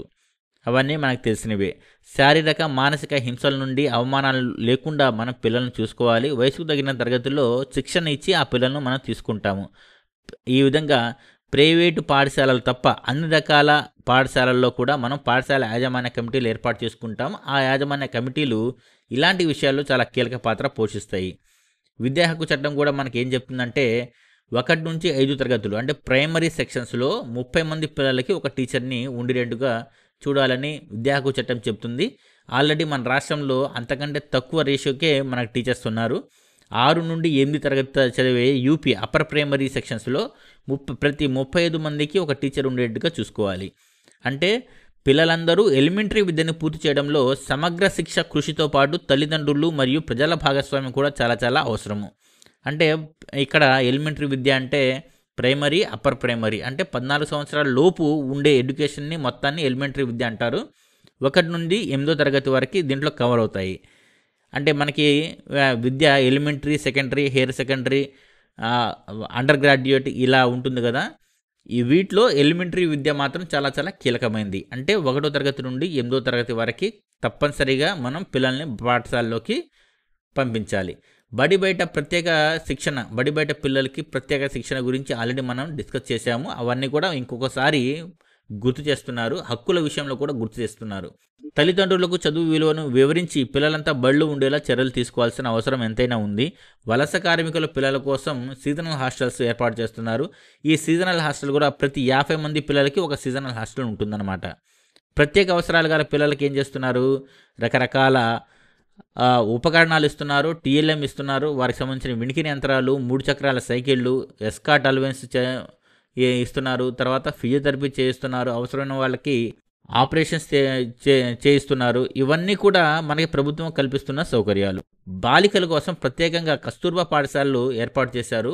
మన రాష్ట్రంలో మొత్తం 352 కేజీబీవీ స్కూల్స్ ఉన్నాయి. కంప్లీట్గా ఈ కేజీబీవీ స్కూల్స్లో పూర్తిగా మహిళలే ఈ విద్యాలయాల్లో పనిచేస్తారు. ఎవరైతే డ్రాప్ అవుట్స్ వెనుకబడిన ప్రాంతాల పిల్లలు ఉంటారో, డ్రాప్ అవుట్ అయి ఉంటారో ఆ పిల్లల్ని ఐడెంటిఫై చేసి దీంట్లో కేజీబీవీలో చేర్పిస్తున్నాం అన్నమాట. ఆడపిల్లలు రేపటి పరిపూర్ణ మహిళలుగా మారతారనడంలో ఎలాంటి సందేహం లేదు. ఇలాంటి సౌకర్యాలు కస్తూర్బా గాంధీ బాలికా విద్యాలయాల్లో వెనుకబడిన మండలాల్లో మనకి అన్ని రకాల సామాజిక వర్గాలు అంటే ఎస్సీలు, ఎస్టీ, బీసీ, మైనార్టీతో పాటు ఆర్థికంగా వెనుకబడిన వర్గాల పిల్లలందరి కోసం ఈ కస్తూర్బా గాంధీ విద్యాలయాలు కేజీబీవీలు అంటాం మనం. వీటిని ఉద్దేశించబడినవి.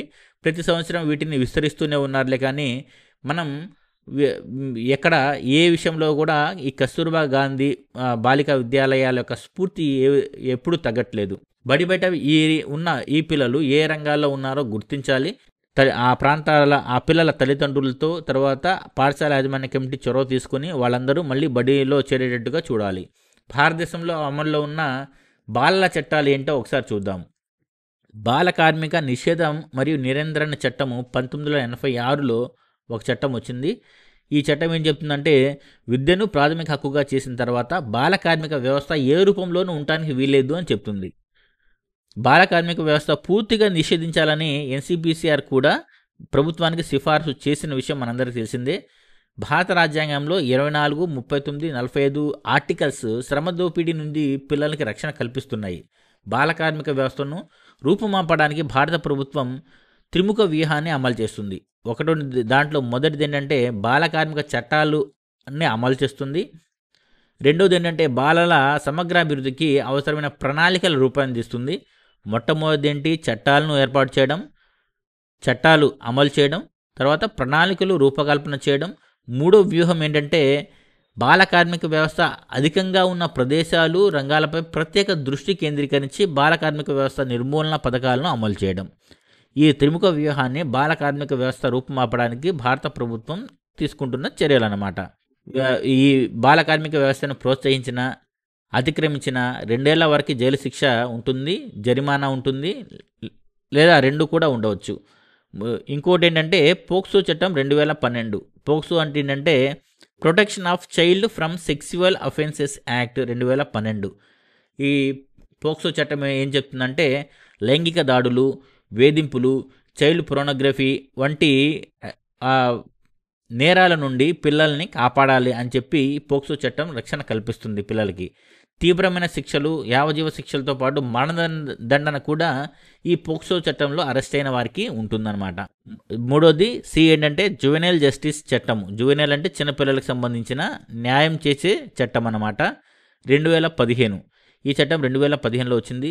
పిల్లల సంరక్షణ, పునరావాసం మరియు పునఃస్థాపన కోసం రూపొందించబడింది జువెనైల్ జస్టిస్ 2015 చట్టం. పిల్లలు తెలిసి తెలియక నేరాల్లో భాగస్వాములు అవుతుంటారు. అలాంటి వారికి తర్వాత నిరాశ్రితులు అయిన పిల్లల సంరక్షణ కోసం వాళ్ళకి సంరక్షణ కేంద్రాలకు పంపడం, నేరం చేసిన పిల్లలకు ప్రత్యేక రక్షణలో ఉంచి శిక్షణ అందించడం, ఇవన్నీ కూడా జువెనైల్ జస్టిస్ చట్టం 2015 చెప్తుంది. తర్వాత బాల్య వివాహాల నిషేధ చట్టం 2006. ఇది అమ్మాయిల విషయంలో 18 సంవత్సరాలు, అబ్బాయిల విషయంలో 21 సంవత్సరాలుగా వివాహ వయసుని నిర్ధారించడం జరిగింది. ఎవరైనా దీన్ని అతిక్రమిస్తే 2 సంవత్సరాల జైలు శిక్ష లేదా జరిమానా లేదా 2 కూడా విధించవచ్చు. మానవ అక్రమ రవాణా నిరోధక చట్టము బిల్లు 2018. ఇది కూడా ఏం చెప్తుందంటే ఈ చట్టాన్ని మానవ అక్రమ రవాణాని నిరోధిస్తుంది. ఎవరైనా దీన్ని అతిక్రమిస్తే 10 సంవత్సరాల జైలు శిక్ష లేదా మరణదండన కూడా ఈ చట్టం ద్వారా విధించవచ్చు. కుటుంబ పరిశ్రమల్లో పిల్లలతో పని చేయించుకునే ముందు పాటించాల్సిన నిబంధనలు ఏంటో ఒకసారి మనం ఇప్పుడు చూద్దాము. బాల కార్మిక చట్టం రూల్ 2B ప్రకారం కుటుంబ పరిశ్రమలో పనిచేసే పిల్లలు విషయంలో పాటించాల్సిన నియమాలు ఏంటో ఇక్కడ కొన్ని నియమాలు ఇచ్చారు. ఏం లేదు, బడి వాతావరణము, చదువు విషయంలో పిల్లలు చేసే పనులు ఎలాంటి ఆటంకం కలిగించకూడదు. పిల్లలు చేసే సహాయము లాభదాయకంగా ఉండకూడదు. అంటే ఉత్పత్తి చేయడంలో, తయారీలో, సరఫరా చేయడంలో, అమ్మకంలో కానీ ఆర్థికంగా ఆ కుటుంబానికి, కుటుంబ పరిశ్రమకు, పిల్లలకు లాభదాయకంగా ఉండకూడదు. ఎవరికి లాభదాయకంగా ఉండకూడదు. అంటే డైరెక్ట్గా తయారు చేయడం, అమ్మడము, కొనడము, సరఫరా చేయడం ఇలాంటి పనుల్లో పిల్లల్ని ఉపయోగించుకోకూడదు. ఆ ప్రాంతం ఎక్కడైతే పిల్లలు పనిచేస్తున్నారో అది వాళ్ళ సొంత ఇల్లే ఉండాలన్నమాట. ఇల్లు కాకుండా వేరే చోట ఉండి అక్కడికి వెళ్ళి పని చేపిస్తామంటే కుదరదు. 9 గంటల నుండి ఉదయం 9 నుంచి సాయంత్రం 4 గంటల వరకు, సాయంత్రం 7 గంటల నుంచి మళ్ళీ ఉదయం 8 గంటల వరకు ఎలాంటి పనులు చేయించడానికి వీల్లేదు అని కూడా చెప్తుంది. పిల్లల యొక్క నేర్చుకునే కార్యక్రమాలు, తర్వాత హోంవర్క్ ఇలాంటి వాటికి ఎలాంటి భంగం కలిగించకూడదు. ప్రత్యామ్నాయంగా అంటే పెద్దవాళ్ళు చేసే పనికి ఆల్టర్నేటివ్గా పిల్లల్ని చూడడానికి కూడా వీల్లేదు అని చెప్తుంది. దీంతోపాటు పిల్లల భద్రతకి సంబంధించి రక్షణ కొరకి కొన్ని హెల్ప్ లైన్ నంబర్స్ ఇక్కడ ఇచ్చారు. ఈ హెల్ప్ లైన్ నంబర్స్ మనం ప్రతి పాఠశాల గోడలపై రాయించి డిస్ప్లే చేయాలి. చైల్డ్ హెల్ప్ లైన్ నంబర్ 1098, మహిళలు పిల్లలపై నేరాలకు సంబంధించిన help line number 1091, police help line 100, తర్వాత ఫైర్ హెల్ప్ లైన్ 101. వీటన్నిటితో పాటు ఎంయూల ఫోన్ నంబర్లు, బాలికా సంరక్షణాధికారి phone number, sub inspector, SI, CI, DSP, SP, జిల్లా కలెక్టర్ ఫోన్ నంబర్లు అన్నీ కూడా తప్పనిసరిగా పాఠశాల గోడపై డిస్ప్లే చేసి రాయించాలి. చట్టాలు ఉల్లంఘిస్తే, ఏ చట్టాన్ని ఉల్లంఘిస్తే ఎంత జరిమానా లేదా ఎంత శిక్ష అనేది ఇప్పుడు మనం తెలుసుకోబోతున్నాము. బాలల కార్మిక నిర్మూలన చట్టం మొదటిసారి అతిక్రమిస్తే 20,000 నుండి 50,000 జరిమానా, 6 నెలల నుండి 2 సంవత్సరాల వరకు జైలు శిక్ష, 1 సంవత్సరం నుండి 3 సంవత్సరాల వరకు జైలు శిక్ష. ఈ విధంగా ప్రతి చట్టాన్ని ఉల్లంఘించినప్పుడు వారికి అంటే ఎవరైతే ఉల్లంఘిస్తున్నారో ఆ తల్లిదండ్రులు కానివ్వండి, లేకపోతే ఎవరైనా ఆ సంస్థలు నడిపేవాళ్ళు, ఆ వ్యాపారాన్ని నడిపేవాళ్ళే ఉండొచ్చు, లేదా ఎవరైనా కానివ్వండి, దీనికి సంబంధించిన శిక్షలు ఎంతకాలం ఉంటాయి ఏంటి అనేది ఇక్కడ ఇచ్చారు. ఇవన్నీ ఏంటంటే బాలల హక్కుల్ని పరిరక్షించే ఉద్దేశంతో ప్రభుత్వం తీసుకుంటున్న చర్యల్లో భాగమే. పోక్సో చట్టంలో అయితే 7 ఏళ్లకు తగ్గకుండా జైలు శిక్ష ఉంటుంది, కనీసం 7 ఏళ్ళు. యావజ్జీవ కారాగార శిక్ష కూడా ఉంటుంది. 3 ఏళ్ల పాటు జైలు శిక్ష మరియు జరిమానా లైంగికంగా వేధిస్తే, తర్వాత మాటలు చేష్టల ద్వారా లైంగిక వేధింపులు చేస్తే 3 నెలల జైలు శిక్ష లేదా జరిమానా. ఇవన్నీ కూడా చాలా కఠినమైన శిక్షలు అన్నమాట. ఫిర్యాదులు, సలహాలు స్వీకరించేందుకు, పాఠశాలల పనితీరును మెరుగుపరిచేందుకు, ఆర్టీ చట్టాన్ని పకడ్బందీగా అమలు పరిచేందుకు సమగ్ర శిక్ష టోల్ ఫ్రీ నంబర్ కూడా ఒకటి ఉంది. అదేంటంటే 1800-425-8599. ఈ పాఠశాల విద్యాశాఖ టోల్ ఫ్రీ నంబర్ 14417తో పాటు ఈ సమగ్ర శిక్ష టోల్ ఫ్రీ నంబర్ కూడా మనం డిస్ప్లే పెట్టాలి. ఈ టోల్ ఫ్రీ నంబర్ ప్రతి పాఠశాలలో కూడా మనం ఏదో వచ్చిన పోస్టర్ కానీ, బ్యానర్ కానీ, లేకపోతే గోడపై రాయించడం కానీ, ఇలాంటివన్నీ కంపల్సరీగా విద్యార్థులకి, తల్లిదండ్రులకి, కమ్యూనిటీ సభ్యులకి ఎవరైనా కానివ్వండి వీటికి సంబంధించిన ఫిర్యాదులు చేయడానికి ఎల్లప్పుడూ అందుబాటులో ఉంచాలి. Thank you so much. All the best.